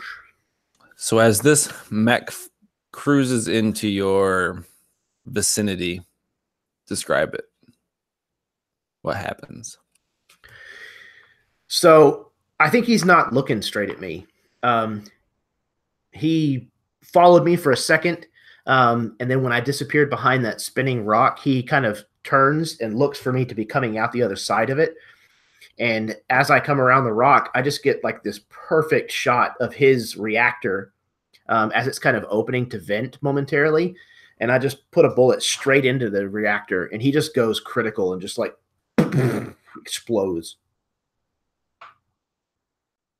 Solid light of the reactor turns a fragmented yellow as it explodes. Jeremy, I need a mobility roll from you in response to that. Oh, God, that's a 19 out of 15, so that's a fail. So you said it yourself. There are a lot of moving stones and kind of various debris being picked up in the hype of things and increasing their velocities. And as this guy explodes, he manages to just pass in front of a large rock in between you and him, which causes it to kind of smash into you for 3 points of damage. And actually, noticing this, Terrence Stockwell looks over at Timberwolf and fires off his kinetic absorbers as somehow it's pulling gravitationally towards him instead. That's the best he can do. So basically, he absorbs the damage instead of the Timberwolf taking it. So yes, as you are almost pulling the stone towards you, and as it kind of deflects off of Timberwolf's shields, it's somehow you that winces. The kinetic energy being absorbed into the servos and being wirelessly transferred to your armor points to kind of preserve your teammate. All right, that brings us to the enemy. Both the ace fighters are down. 2 of the ace fighters are down. 2 of the unknown blips remain anonymous. But the Frontier are between a rock and a hard spot. actually rocks in a hard spot. They turn, and before they can even... I guess they can get off an attack. I won't make Viper an insane badass. So one of them finds purchase as Viper's arm kind of is still coming to a stop after dicing through some of this SEA unit. One is able to turn and kind of like make a backswing with his axe, and you see like Voodoo's shots are decent, but at a long range they lose some kick. He landed purchase, but you didn't see any real reaction. This laser axe is right in his face. And as it swings, you see Voodoo, you may even be familiar with the hard light of a shield, negating the effects. And as the second one swings, he grabs its arm with his still mecha arm. And as the iridescent purple light gleams from this organic, inorganic blade, he punctures through a third Frontier Knight. Not to kill it. Not enough to kill it, rather. And he's still kind of attached. And as the enemy's turn ends... Actually, no, I'm sorry. Viper Heavy is also kind of starting to iridescently glow himself from the writhing tentacle points. Something that you haven't seen him do yet. And then there is the anonymous units. One is going to take a shot at Viper, recognizing the threat to his comrades as of right now.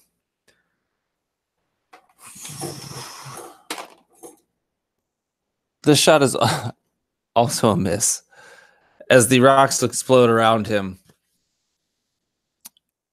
And another shot is cast at you, Gladiator. Go ahead and roll me mobility with advantage. I pass. So very similar to the times before, this marksman seems to be trained on you. But you are quick enough to get away before he can land a shot. That brings us to the bottom of the round.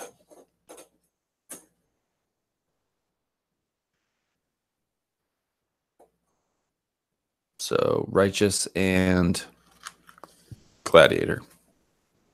So we have 5 of the previous enemies still? You have 3, not including Viper. And what range are they at? The only ones remaining are in, I would say they're at far at this point. Phillip is right engaged with them. And then the 2 anonymous blips, so you have no idea without a systems check. I'm going to try a systems check. Go ahead and roll it with disadvantage, because they are cloaked. Yeah, I failed that. So these 2 miscellaneous units are just really dug in right now. They have found a good spot to hold true and get off as many shots on you as they can.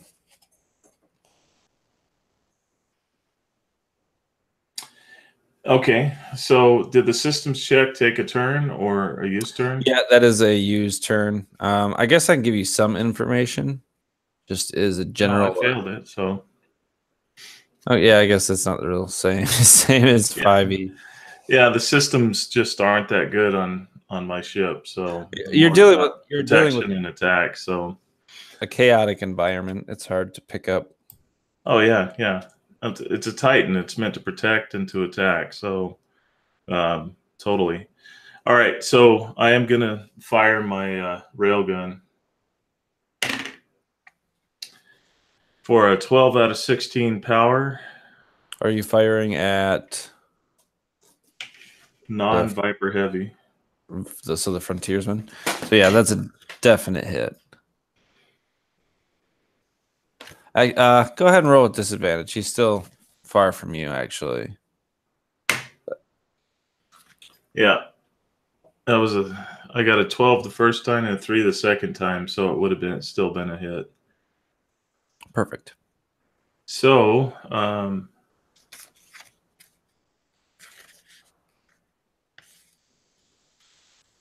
well, it would have been a 14, but that's still a hit. Anyway, so 7 points of damage with the actually chain gun, not a rail gun. So as you unload into this guy, you actually like rip through part of his mech's arm. The arm not holding onto like higher up on. Wait, yeah, he had the axe. He turned and swiped at the guy. So you actually managed to like shoot through his arm where he's holding the axe. So this arm holding the axe is kind of now drifting through space. Perfect. To answer your question, Jeremy, no, not yet. I will. I guess I'll just give you this heads up now since he's on the field. Phillip is a higher HD than you guys. It hasn't had to matter yet, but he is 6 levels higher than you. So when you are rolling against him, you are rolling, adding 6 to whatever you roll. You're a sick bastard. He's the final boss. He's a big bad.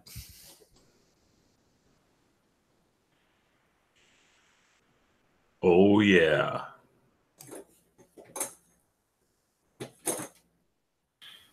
So that leaves Epoch.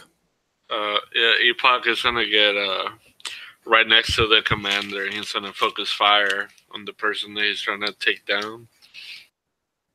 All right, go ahead and give me a power check with disadvantage.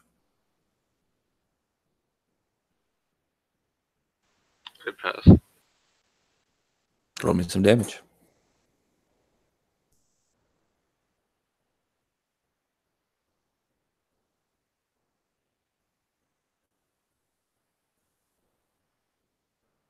I get 6. Describe it as your secondary fire behind Righteous Joker slays the last Frontiers Guard. He probably, as he rushes in to get right next to the commander, and the commander was shooting at this guy, he would post his gun right in the commander's shoulder to take aim, and he would just like hit three shots, and one will hit the shoulder, and the other 2 will hit like right at the chest. So you've between you and Joker, you have basically riddled the chest cavity of this Frontiers mech with a lot of iron, and it explodes, kind of silhouetting this half mech, half monstrosity in debris and mech parts.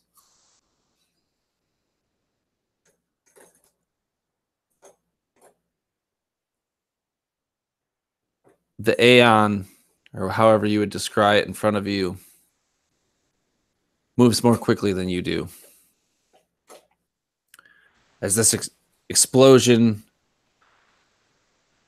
I guess there's not explosions in space. I don't know. This eruption of debris and shit from this giant mech kind of clouds your view of him. The shine from his visor has come to like a pinnacle and is almost blinding as he uses his organic arm to kind of paw open this fabric of reality again. And for the first time, you're able to look into it. And it's almost like pictures of a black hole, how it's like black, but it seems light around the edges. Like if you were looking at it, it would probably blind the fuck out of you, even though it's dark looking. And he reaches his arm in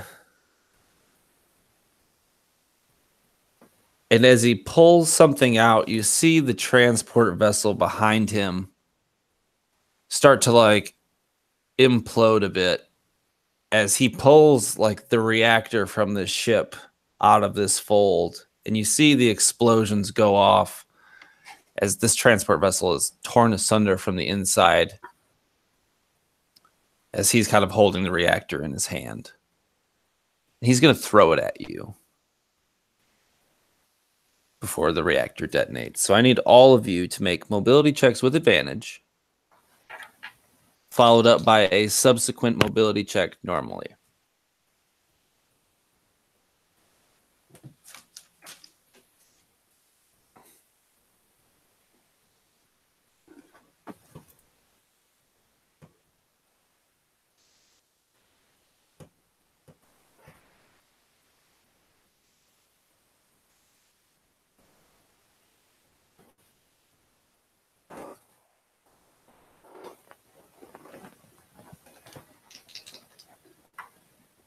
John, is that a pass or a...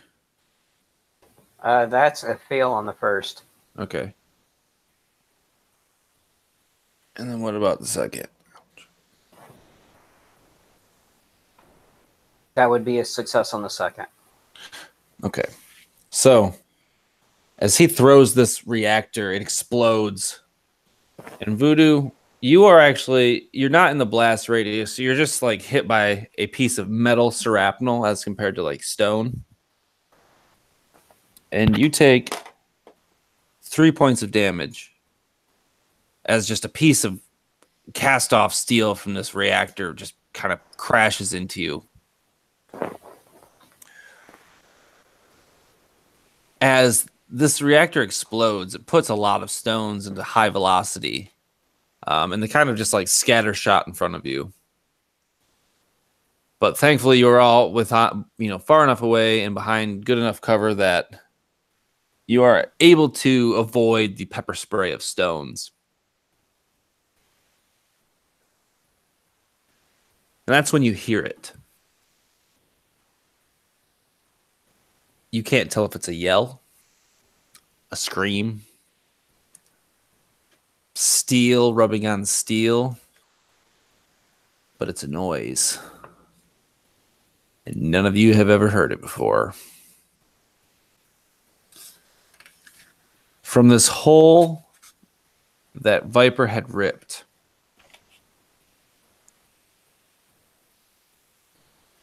something is coming out,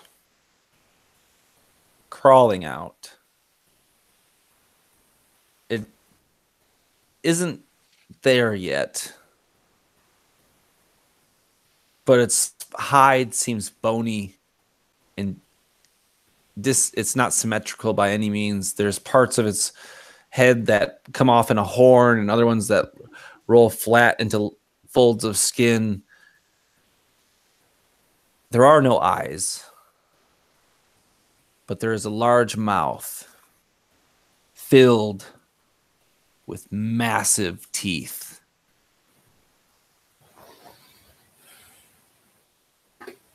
And the tongue hangs from a dripping maw. And this is where the noise is coming from. All right, who invited the fucking xenomorph? What is that? What the fuck is that? The Martians.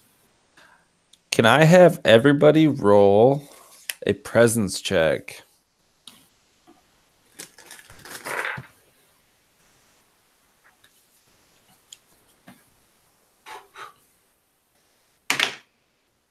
Whoa.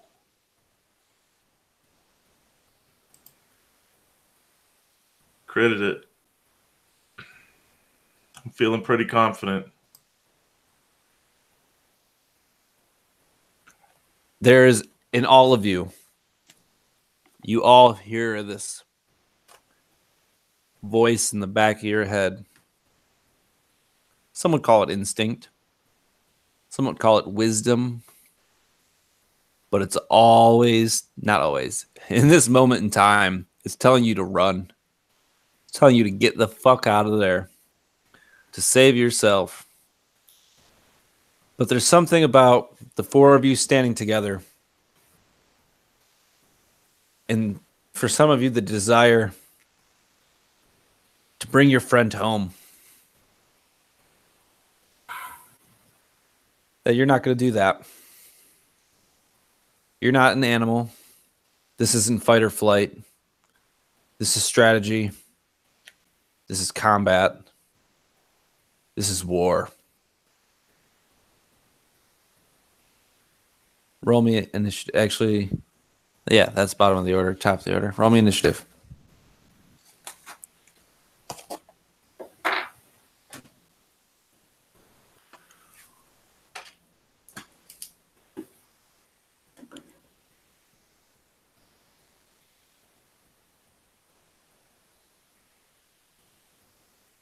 Three passes, one fail.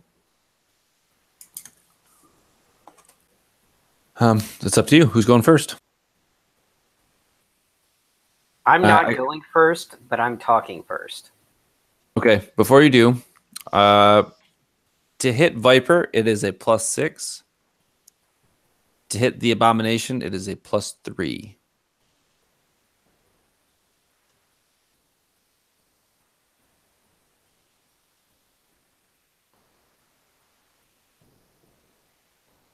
Okay, so we're good. Yep.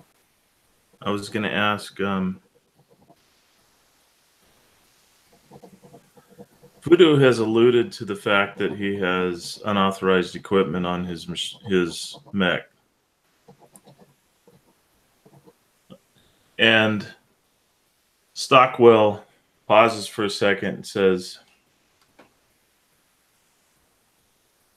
I'd be totally understandable if one of you turned right now and returned to the drop ship. But I don't think that's who you are. We're here to bring back a brother, preferably alive, hopefully not dead. I would like it if Voodoo, you can hack his system and try to shut down his mech. Sir, what I was going to suggest is you and I am spacing the name right now, Joseph's character, would basically take me in, you guys grapple him, and then I try to shut down his reactor. That is assuming, Varen, that I could do the opposite of my innate ability. I'm a striker, so it's reactor recharge. I would say that's within reason. Okay, that's going to have to be Timberwolf and, well, I mean, I could move. You two are together, and you two have the highest power rating. So if anyone's going to be able to knock him down and get me up there, it's you two. That way, I'm not spending my actions to try. It'll give me 2 attempts to shut him down. And also, I don't know if they've adapted his reactor. If he has, it's going to be even harder for me. All right, so that means that Timber will have to hold his action. Go ahead. Commander, actually, if it's okay with you guys, I'm going to go now because I'm going to give you an inspiring speech. Commander, I really feel that you and Gladiator are the ones that need to make this shot. That only feels right. I think you're going to do it. You're going to do it with the right amount of skill and care. I think it's best that maybe you go in first. And I'm going to be using an action to choose a close or near mech, being Joker. He can gain advantage on a single test made before the start of my next turn. Actually, you can use a pilot ability twice, you just have to roll a reactor die, right? Yep. Cool. I'm going to do that for Epoch as well then. And then I'll roll my reactor die. I got a 6, so I'm still cool. Maintaining your cool. All right, So- so Are we still going to fly him in to? Or are you saying take a shot? Could he hold on to us as we both like maneuver in? I'm gonna say that if you both want to go, he's gonna have to go after. Okay, so he'll go in the after the attack, but we'll be able to protect. I'll be able to protect him Yeah. because I have defensive stuff. Okay. So your inspiration gives us. Plus, there are 2 anonymous blips out there that are not necessarily on his side. So take those into account as well. So my inspiring speech will give you advantage on a single test made before the start of my next turn. Okay. So I think that what Gladiator and I are going to do is grab Voodoo and fly him in close enough then so he has full action on his turn. That's what we're saying, right? And then that movement, then we may be able to turn and get one shot off at this crazy alien creature. I would say that movement, it'll cost you a movement and an action to. It'll cost one of you a movement and an action to get all the way up there, kind of opening the way for everyone else. Okay, so both of us don't have to pull him up there? No. I'll use my action to get him up there. Let the Well, captain. I can protect him because of my Titan armor. Well, I guess what I'm saying is like one of you would have to pull him. One of you would have to blow up the stones. Oh, okay. And that'll All right. open up the 2 of you to do a combined grapple. All right, make it so. So I'm gonna need. Okay, actually, hold on. Give me a second. I'm being attacked. So I need. Dave, you are destroying the stones and moving. Okay. So I'm gonna say that I really don't need anything from you unless you want to give me give me a power test. That's an 8 out of 16. So yeah, you are clearing the way between you and Viper Heavy.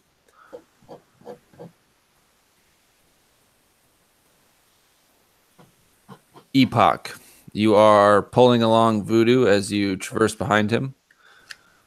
Yeah. I'm going to say you have an extra action on top of that just because it doesn't really take much to hold on to somebody.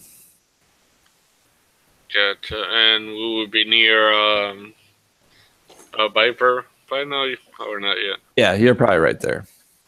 All right. I will let go of Zombie and try to grapple Viper. All right, we're going to do contest. Go ahead and give me. He's hard enough already. Give me a power roll.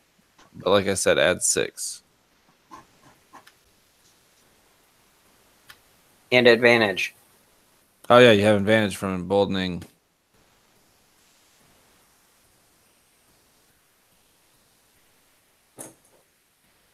Alright, so with the advantage and the +6, it's the same as my power.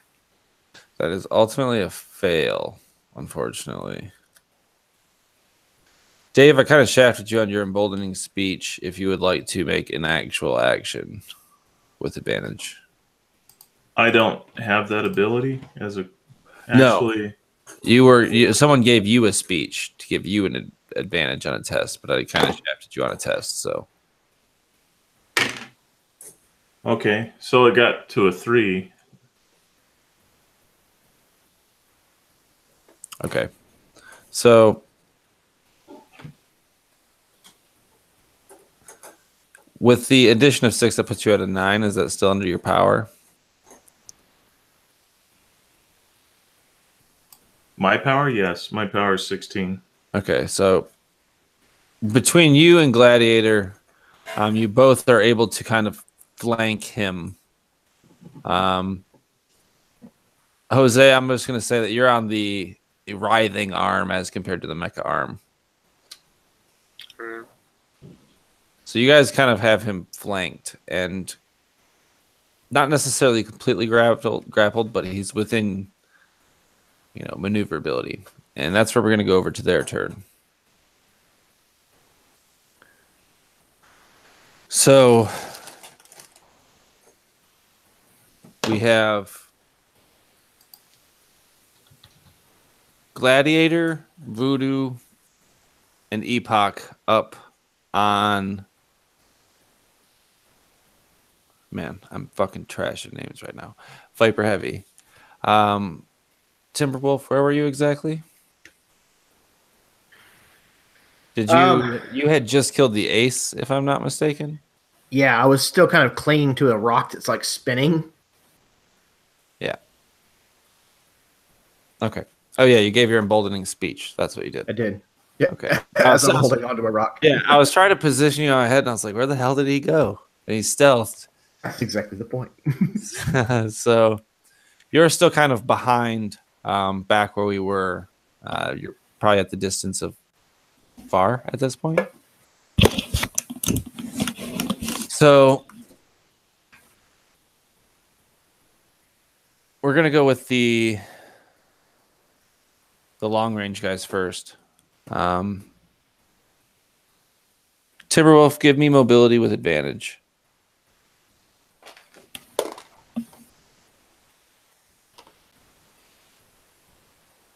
Four to 15. So I'm good. Or pass. So I think it's at this point that the rock that you're on, as it makes its final rotation, is exploded.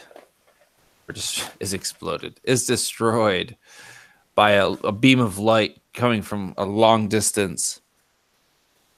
He's on your ass. He wants you at this point. This has been a game of cat and mouse for a minute. Damn it, he says over the comms. And another shot bounces into the energy shields that surround the writhing, twisted form of Viper Heavy. He kind of callously looks at the direction it came from, and this kind of like whizzes right past you, Dave. He kind of callously looks to his side as to where it came from and kind of brings his attention back as if it really doesn't matter to him.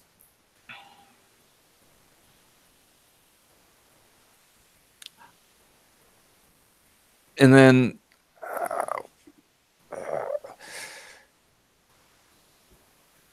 the thing crawling out of the hole in space-time,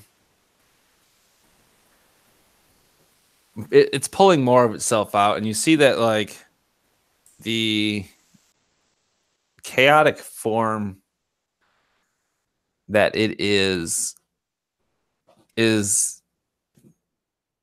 amorphous almost, where the right shoulder pulling out parts of its body kind of pass through the hole. You see that like the left shoulder is not in coordination like across its body, as if it's like farther down, because you can see like the hand of this next arm kind of trying to pull at the fabric. It's probably about, actually, I don't want to give away how long it is. You don't know that. It seems to be pulling itself out more. And it's at this time the Viper's going to react. Jose, you're on the writhing, disgusting side. I need you to make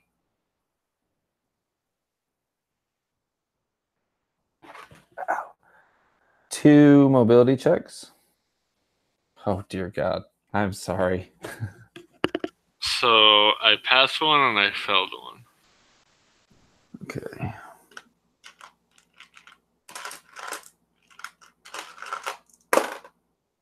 You take 6 points of damage.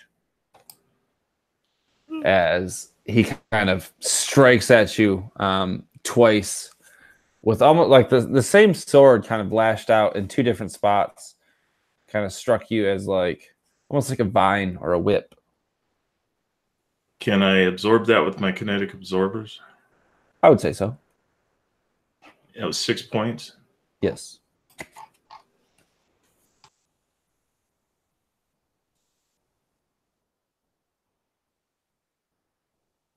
And then it's going to look to you after absorbing the damage.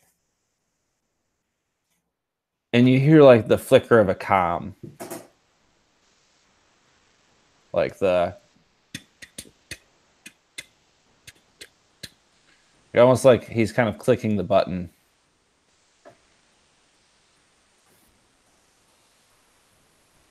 And you're going to see the iridescent light kind of form, uncoiling on his chest as these writhing tentacles pull back and reveal like the open chest compartment to his reactor. Give me a mobility check.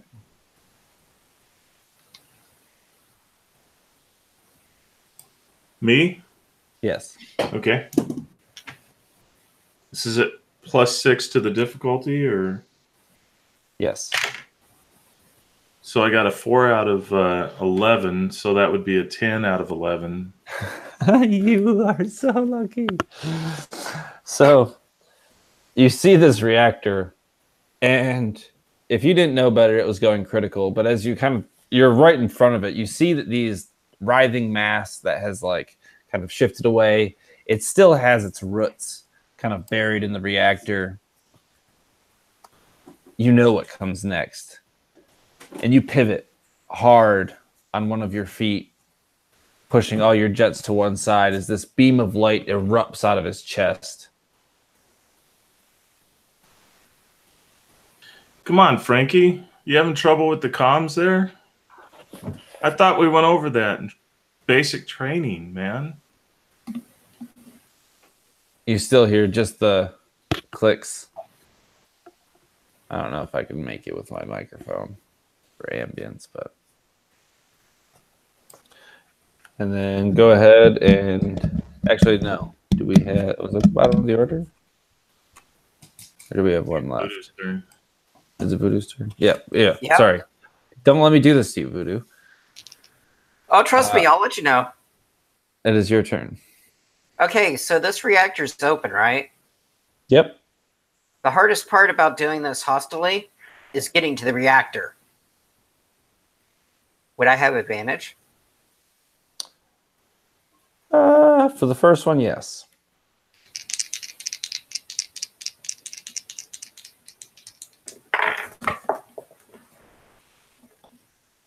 And that is a crit. All right, so you're able to power down his reactor by 1 level. And does it go into me? Because I was down 1. Yeah, I'll let you do that. That makes sense. That's kind of thematic. I dig that. Okay. Now the risky one. Yeah, the moment of truth. And that, if I'm going for systems, that puts me 1 under. All right, so success. By the time I add the 6. So go ahead and, I mean, you don't kill him, but describe to me how you do this. How you drain his energy. At this, you see the fingers, he is basically reaching around them, and it looks like he's trying to claw open his chest. And at that, tendrils from the fingers of the mech go into the reactor. And as it does, I'm going to roll a reactor twice. At that, you see the reactor go dark, and all of a sudden, Voodoo steps back a step, and you see this bright burst of energy go off. Because his reactor doesn't actually explode. because I actually rolled an 8 on my reactor check. Well, But his reactor isn't down yet. It's Huh? just his reactor isn't down yet. It is just very, very dim. oh, it's not down, it's just dim. Correct. Well, I would be on him and you would see energy just venting off of him. What normally looks like an exhaust vent is now glowing. The energy is so hot coming out of him. Hell yeah.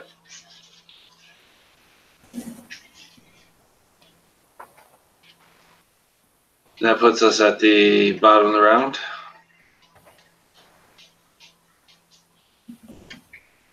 So as you do this, zombie, that wail that came from the hole, it's still coming. But you also hear it coming from this mech on a smaller scale. Almost as if it's coming through the comms. And you can see it writhing.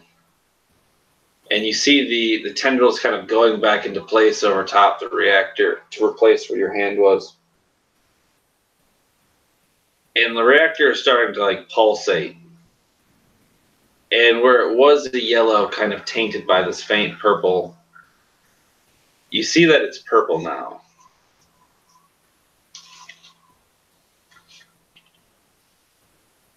I need everyone to make a systems check except Timberwolf, because he's not right there.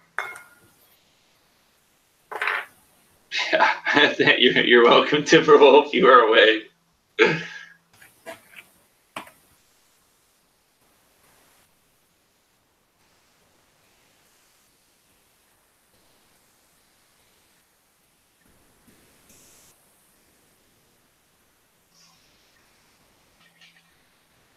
What'd you get, Dave?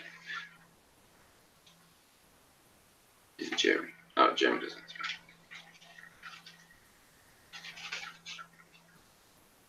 You did say mobility, right? System. Okay. Still, it's actually right on the money because my system is 13. Fortunately, that's a failure.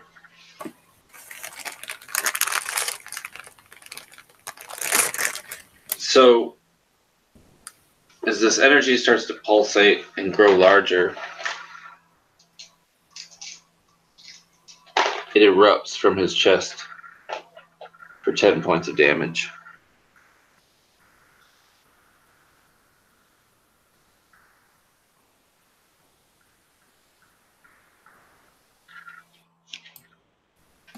And as this electricity is erupting and exploding from him, it goes into Righteous Joker, and you can see his mech arms begin to extend as it's sort of like this electrical shock. And for those of you who are familiar, he's accepting the energy into his body as opposed to taking it into his armor. As you hear the comm begin to a loud scream that's then cut off.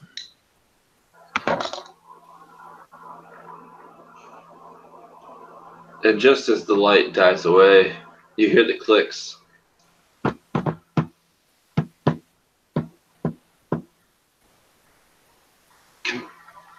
Man, dirt. I'm sorry.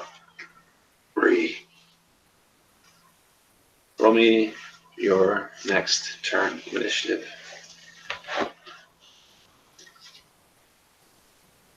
God damn it, my cat's don't like that.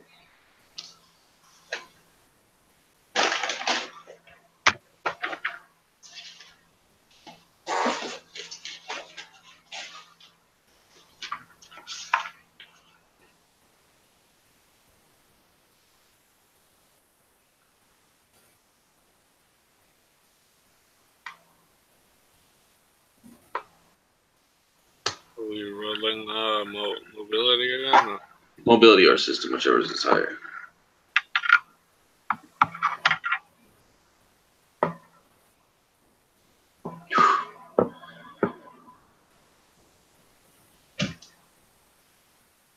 So I think that's 3-1, if I'm not mistaken.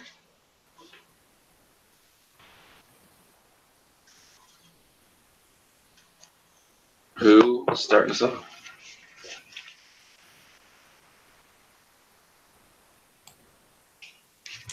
I think that Voodoo had something more in mind, right? Keep wearing him down. I could try.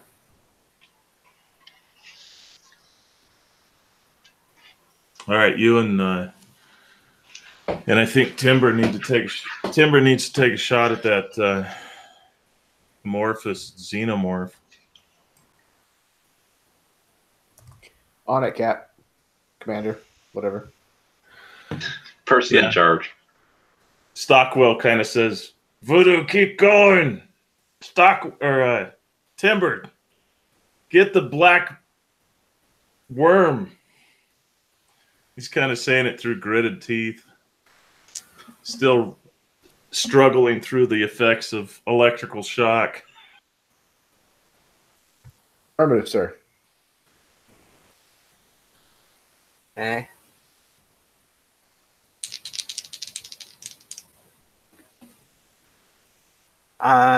The first attempt at reactor is a 3 out of 17.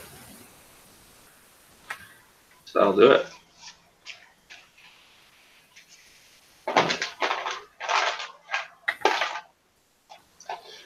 And So- my reactor did take a hit, but I'm assuming that'll charge me back up.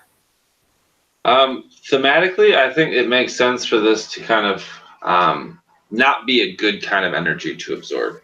Okay. But you see this kind of flicker out for the time. And then my second action, I'm going to do the same thing. You did it. You put his reactor down. His reactor's down. Okay. With that, I'm going to try to hack the system. All right. Give me a system. I'm going to say it's a disadvantage.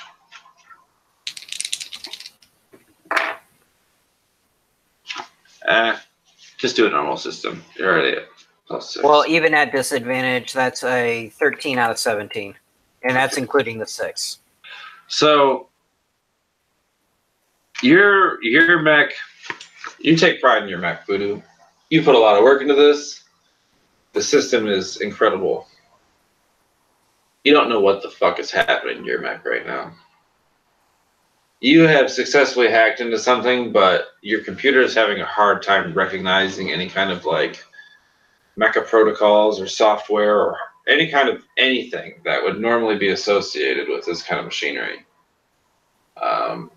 It seems to be like changing forms of binary and hexadecimal. This is probably about as fascinating as it gets for a system analysis.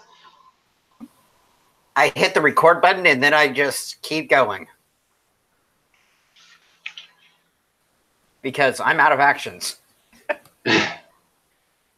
Okay, next step. I think in this gladiator, he'll probably drop his shield because it's all burnt from the blast, and he's gonna rush Viper again and try to grapple him, tell him to like stop moving. Is Max down? What's up? Viper You is said- down. Yeah, Viper is inactive right now. For the moment. So you wouldn't have to restrain him. He's not dead. He still has health left, but his reactor is working its kinks out now that the zombie is fighting that with intent. Gotcha. Well, if that's the case, how far is the The worm? thing, Yeah. it's not very far away from you at all. You could get to an attack easily. Okay, then I would definitely try to get close to it, and then I'm just gonna shoot my missiles at it. I'm gonna unload on his ass. Okay, I think you roll assistance for that.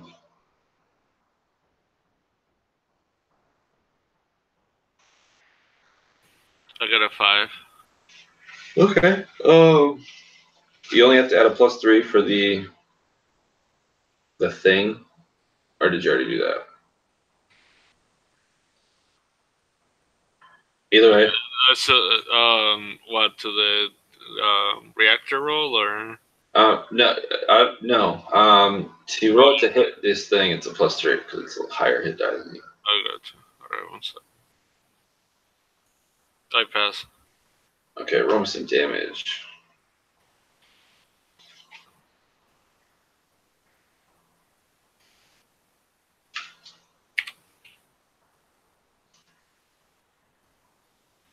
Seven total. So as your rockets collide with this monster, you see that it has a sizable impact on its fleshy form in comparison to some of the the only thing you've ever known to fight is in space is other robots. So to see this organic material kind of ripple and pop under your missiles is kind of disgusting, but to the right eyes would probably be very, very curious. Yeah, so shooting his missiles, he would be like yelling, like, "Yeah, I got your attention now, huh?" And it screams. It does actually. I don't. It doesn't have eyes. Its toothy maw kind of opens in your direction, and you get an eerie sense of being looked at by something much bigger than you.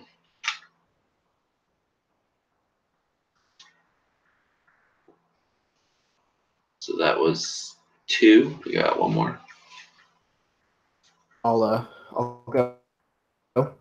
So, doing as the commander has commanded, Timberwolf is going to once again activate his cloak, unless I feel like I'm already hidden from this worm. From the worm, yes. Okay. Then if I think I'm already hidden, then I am actually going to... I'm going to... screw it. I'm going to shoot twice. Double tap. Okay. Double tap. All right. So first up... Oh, I have advantage because I'm hidden. It's 10 and 3 is going to be a 13. So out of 11, I miss. And the second one, that's better. A 2 and 3 is only a 5 out of 11. So the second one hits. I'm going to say you can still get the ambush on it. Okay, cool. That's 9 points of damage. And my reactor, a 4. So my reactor is still good. So you see this massive slug of steel kind of smash into the side of this thing's form. And I mean, you've seen the mechs that you fly around and how capable they are of taking hits. I mean, you can do some serious damage, but you are at a distance. You are firing a handgun in comparison to some of the larger rifles, but you're confident in your hit. It doesn't come out the other side.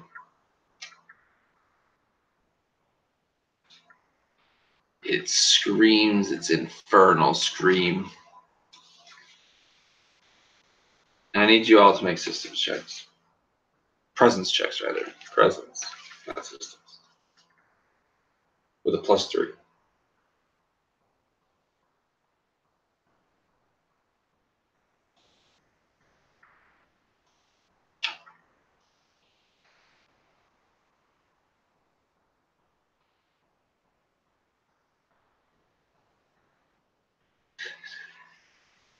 It was a mobility test or systems?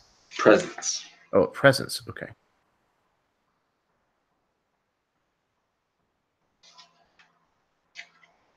Okay. Joker, zombie. Through these screams, you are able to, though perhaps just barely, hold on to your sanity. As these wails, so loud you can hear them in your suit or your mechs in the vacuum of space, coming from lungs or an air supply that you can't see.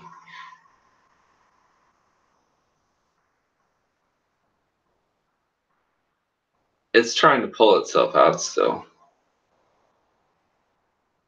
In the second kind of deformed arm with kind of 2 fingers at the top and maybe like a deformed third claw that's somewhere between a thumb and a pinky, stuck in the middle of its palm.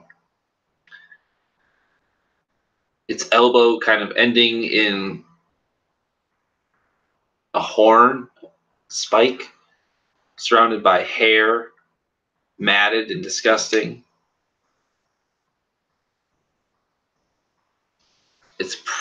It's got both of its arms out now. Viper Heavy's going to try and restart his core. He does not do so.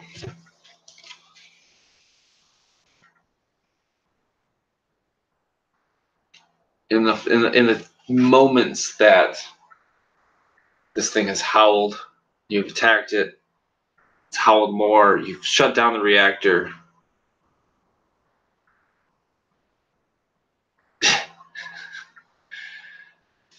Two more beams of light erupt from some distance away. Hold on 1 second. Voodoo, you and Epoch, I need mobility checks with advantage.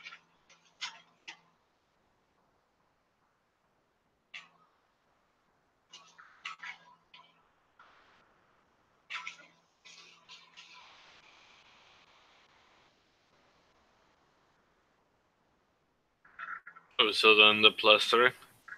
Yep. Or no pluses on this one.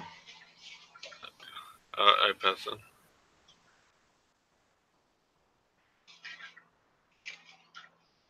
Voodoo, you're kind of on top of Viper's mech right now. And though you would never know it, this shot wasn't meant for you. But you were in the right place at the wrong time. You take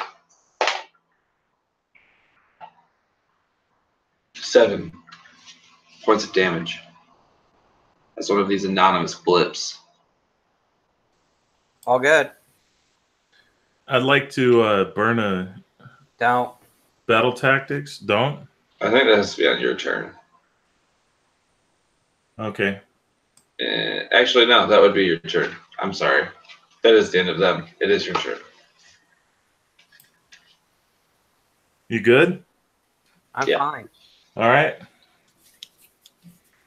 It's now my turn, and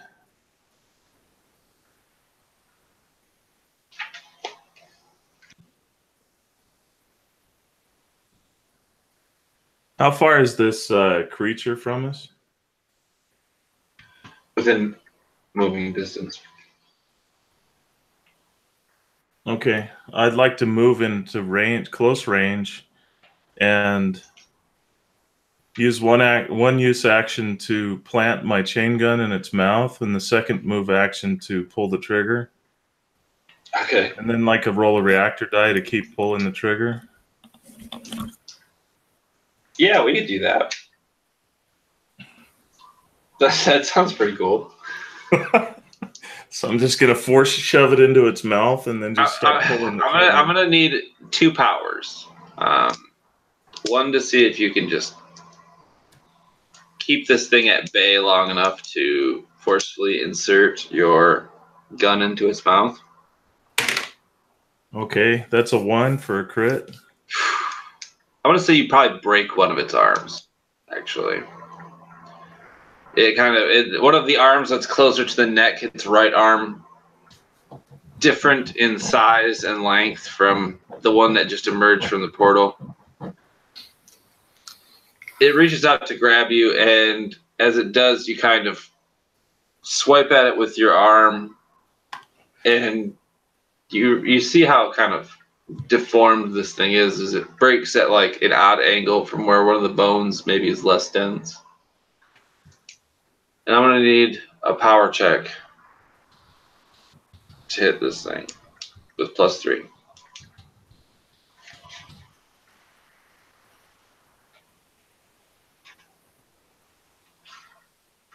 So you want a power check from me?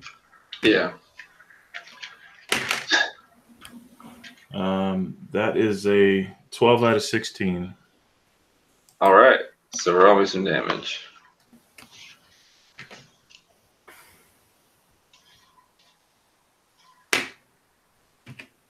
So that is a 5 points of damage on the first one, and then I'm going to burn a reactor die to. For the sake of this particular event, I'm going to have you roll the reactor die first. I got an 8, so That's 1 or a 2 would lower it. So yeah. So give me some more damage. that's 9 points of damage. Okay. Its screams continue. I'll let you have one more if you want. Oh, yes. Don't mind if I do.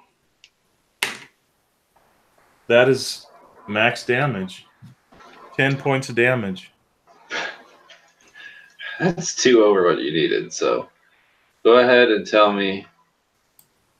Actually, remember to roll your reactor die. Again? Oh, yeah.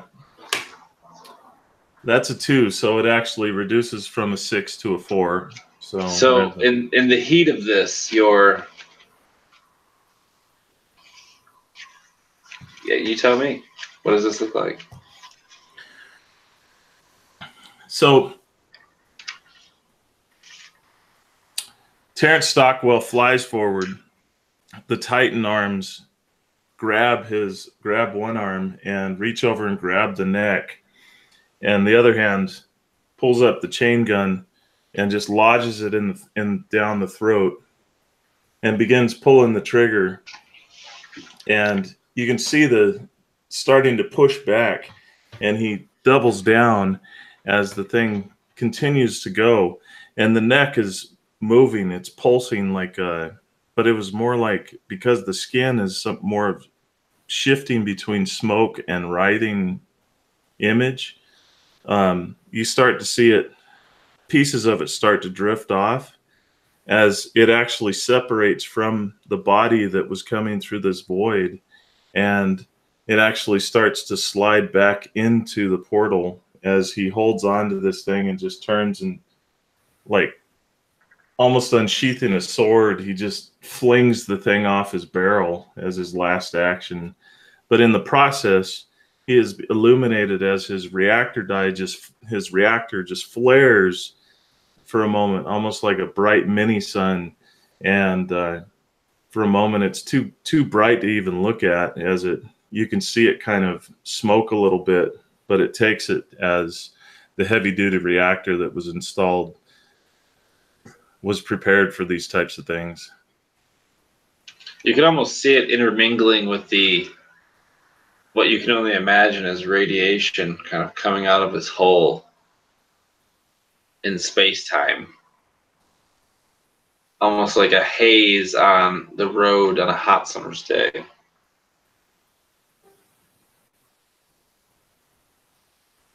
So that leads us back to the top of the order. Viper is going to try once again to restart.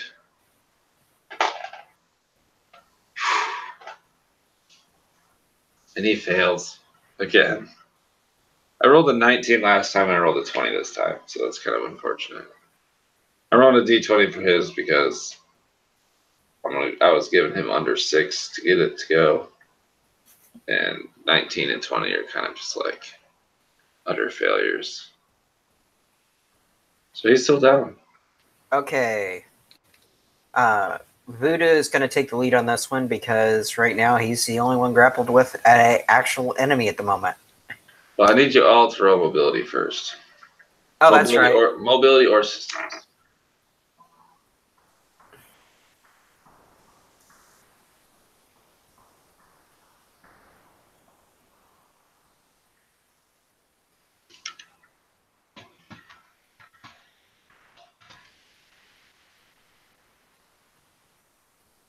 And you all passed.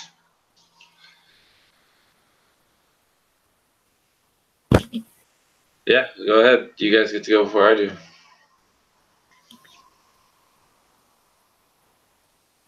Okay. Voodoo's an engineer, so I assume that he may know a little bit of Mandarin just because of the tech manuals that we've been getting from their hulks. So he does on basically whatever the equivalent of the UN channel is. And he says in Mandarin, "There's been enough bloodshed. I think that we both have lost more than we needed to."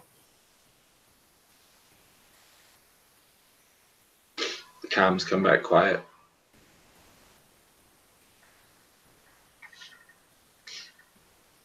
For the moment, at least. I agree.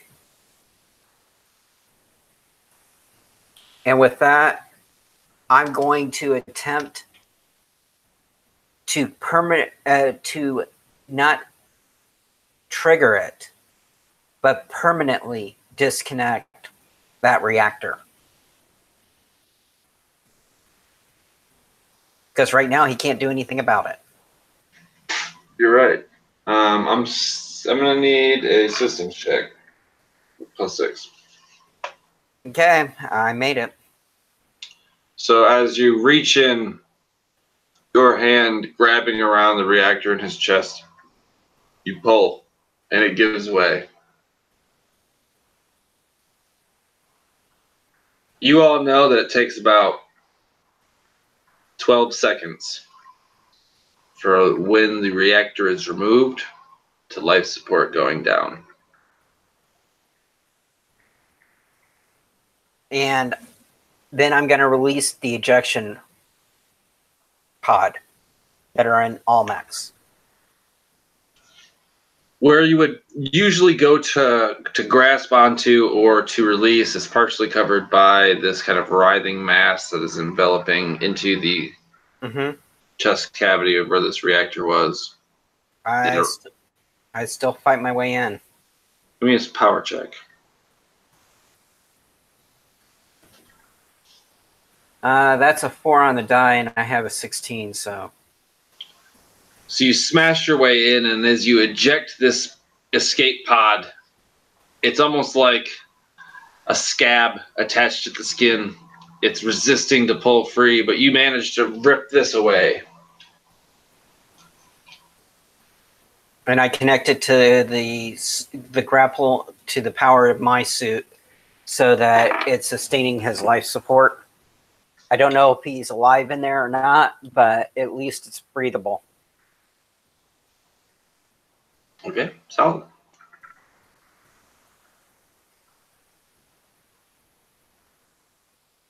Don't all hop at once.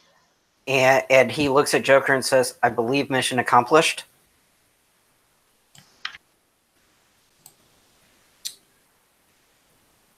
My mom always said, "Don't count your chickens before they're hatched." They're willing to break down hostilities for the moment if we are. We all have injured and dead, and they have dead to deal with.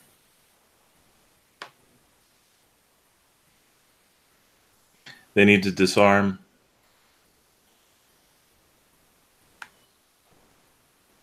If they do, if I ask them to do that, they're probably going to ask the same of us.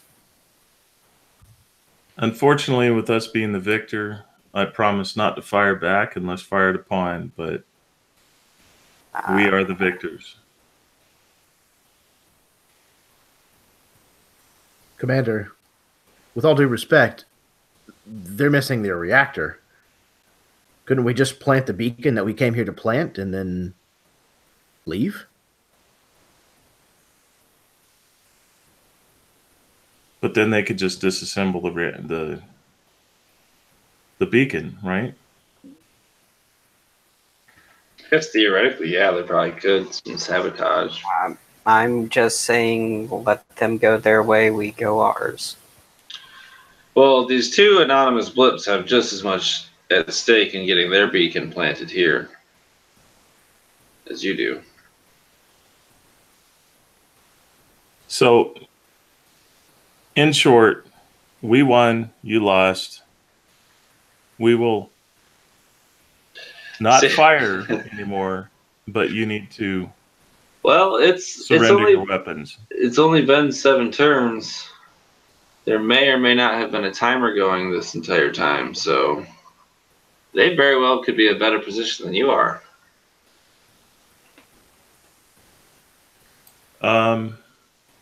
My balls are feeling pretty brassy at the moment. I feel like throwing some weight around. Would you like to make some sort of presence check to kind of get these I would guys? love to make a presence check. And is that an advantage considering the performance that my team just performed with? Sure.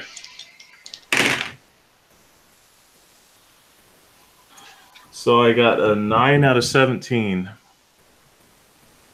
Their comms stay quiet.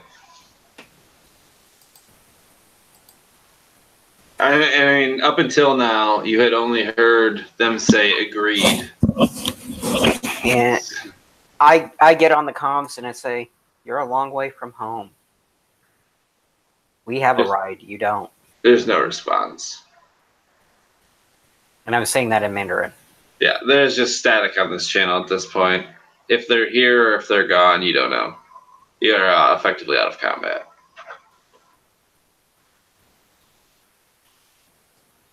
So it seems like they left. Can you do a systems check to see if you can locate them? Actually, I'm going to do 2 systems checks. Well, the we first are out is of to combat, make sure that so. our landing ship is still here. Yeah, he's behind you. Though some distance off now and having to take kind of evacuatory maneuvers, and he's good. You're fine. Okay, I'll roll systems to see if I can find them.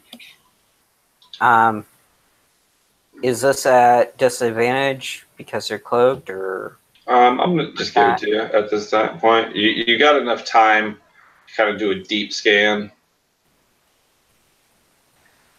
Okay, then I would have made it. You're confident that they aren't even... They're gone. Tactical retreat, if anything.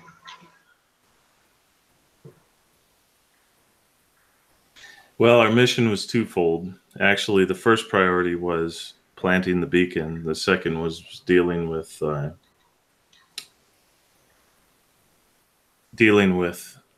Viper Heavy. So I think that what we need to do is plant the beacon, escort him back to the ship, and we need to put him under severe lock and key under the moment until we can get him back to...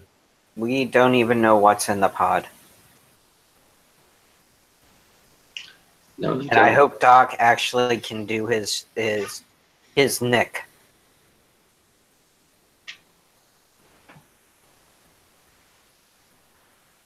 Just to clarify, I am not a medical doctor. My Fucking A, that resume lied. Field of study is not human anatomy or whatever else may be in there. All right, I'm going to have words with Senior about this. Boggs was deceived. You can always squeeze his balls and see if he calls. Why don't we just look in through the window? It's a little bit more complicated than that. This is like a pseudo attachment life support. Kind of. Okay. At this point, would I be able to interface with it on our skill side to see what's actually going on in the pod? No, you're still getting those weird readings, like binary and hexadecimal and some other sort of communication. I'm going to say, for the sake of expedience, you guys have planted the beacon with little resistance. You were able to kind of detach his pod at the transport and leave him on artificial life support, so you guys could go plant this beacon. The return trip is quiet as all attempts. We did pick up one other souvenir. We wouldn't have left Viper's mech there. Okay, that's also fair.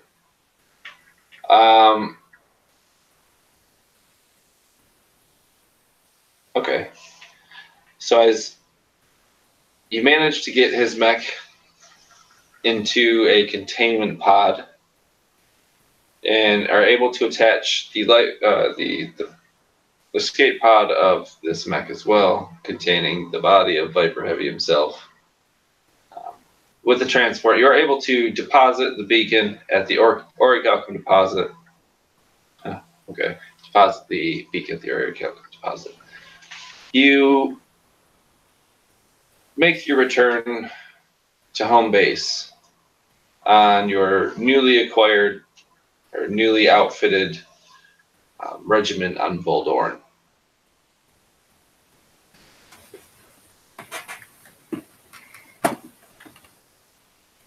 Similar to how you kind of started this mission, the four of you find yourself in the hangar bay. And as it was before you left, the bay that contained Viper Heavy is still empty. You see the bulky, strong leadership that is Righteous Joker. You see the ironclad battle machine that is Gladiator Epoch. You see the sleek stealth assassin that is the Timber Wolf. And finally, you see the stitched together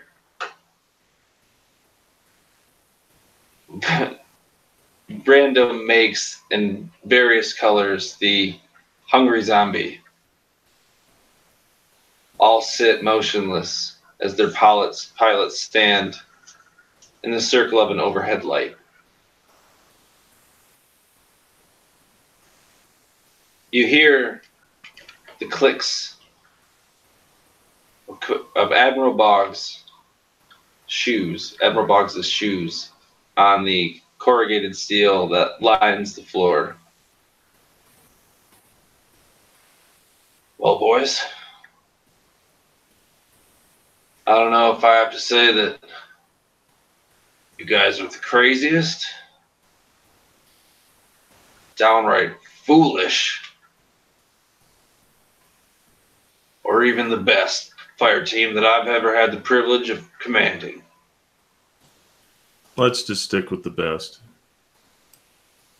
Anyway, for as much of a smile that Boggs probably has ever given you, I like that. Viper's not out of the woods, but from what we can tell, it wasn't entirely his fault. The tech he came into contact is alive. In some weird, mechanical way. It affected him in the same way it affected his mech. Got into his mind. Got into his body. And twisted it. For who knows what means. And this would kind of like pan to like a moving shot of the like emaciated and like you see this green plant underneath his skin on part of his face and up his upper torso as he's in like serious like CAT scan and other kind of gear going through a routine scanning of his body. I don't know if we'll ever get Viper back. But I think he would like to know that what he's doing is something good. Something that might help us one day. Against whatever it was that you killed out there. We've since destroyed it, having taken as much time as we had available to examine it before the SEA made a mess of things as they do. I don't know what the fuck that thing was, boys. And for the first time in my life, humanity has a new enemy. And it's not itself.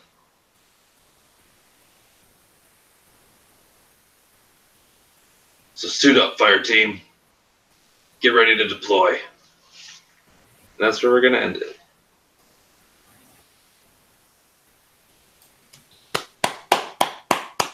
Man, I thought that was going to be some extended leave. I figured, we found some new technology. Fuck no. Are you kidding? Gathered up a whole bunch of No. Welcome. You guys are the motherfucking misfits. Your extended leave is the transport to the next mission. No rest for the wicked, huh? Yeah, exactly. You nailed it.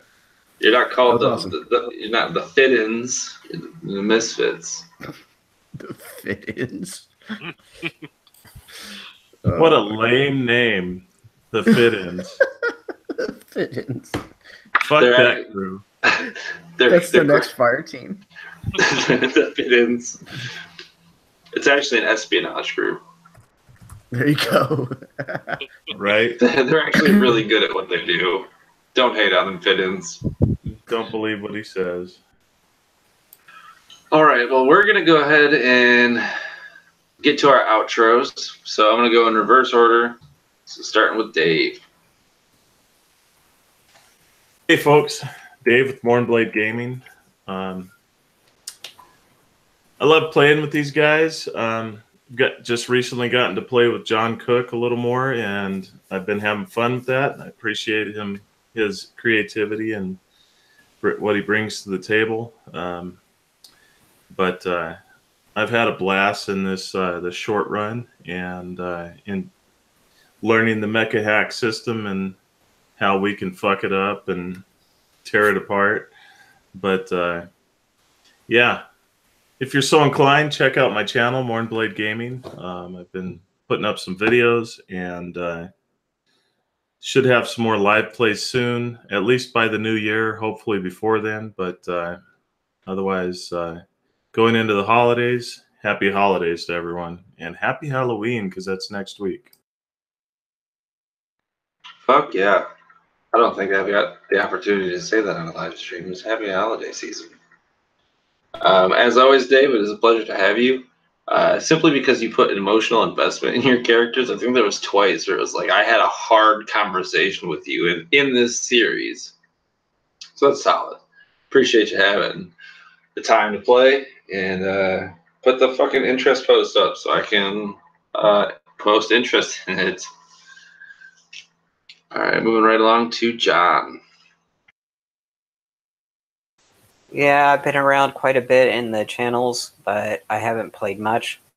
I thank you for the opportunity, and as if you can't tell, I like the craziest characters I could come up with. And I'm glad everyone had fun. Man, I tell you, it's always a absolute pleasure to have you. You definitely bring your A game to every game, and I enjoy that. So, Jeremy. Sir. Hello, everybody. My name is Jeremy. I have the YouTube channel, the Erasmus Expeditions. We do live plays. I have a couple of videos talking about RPGs, as well as some crafting videos for terrain and stuff that I do for my home group.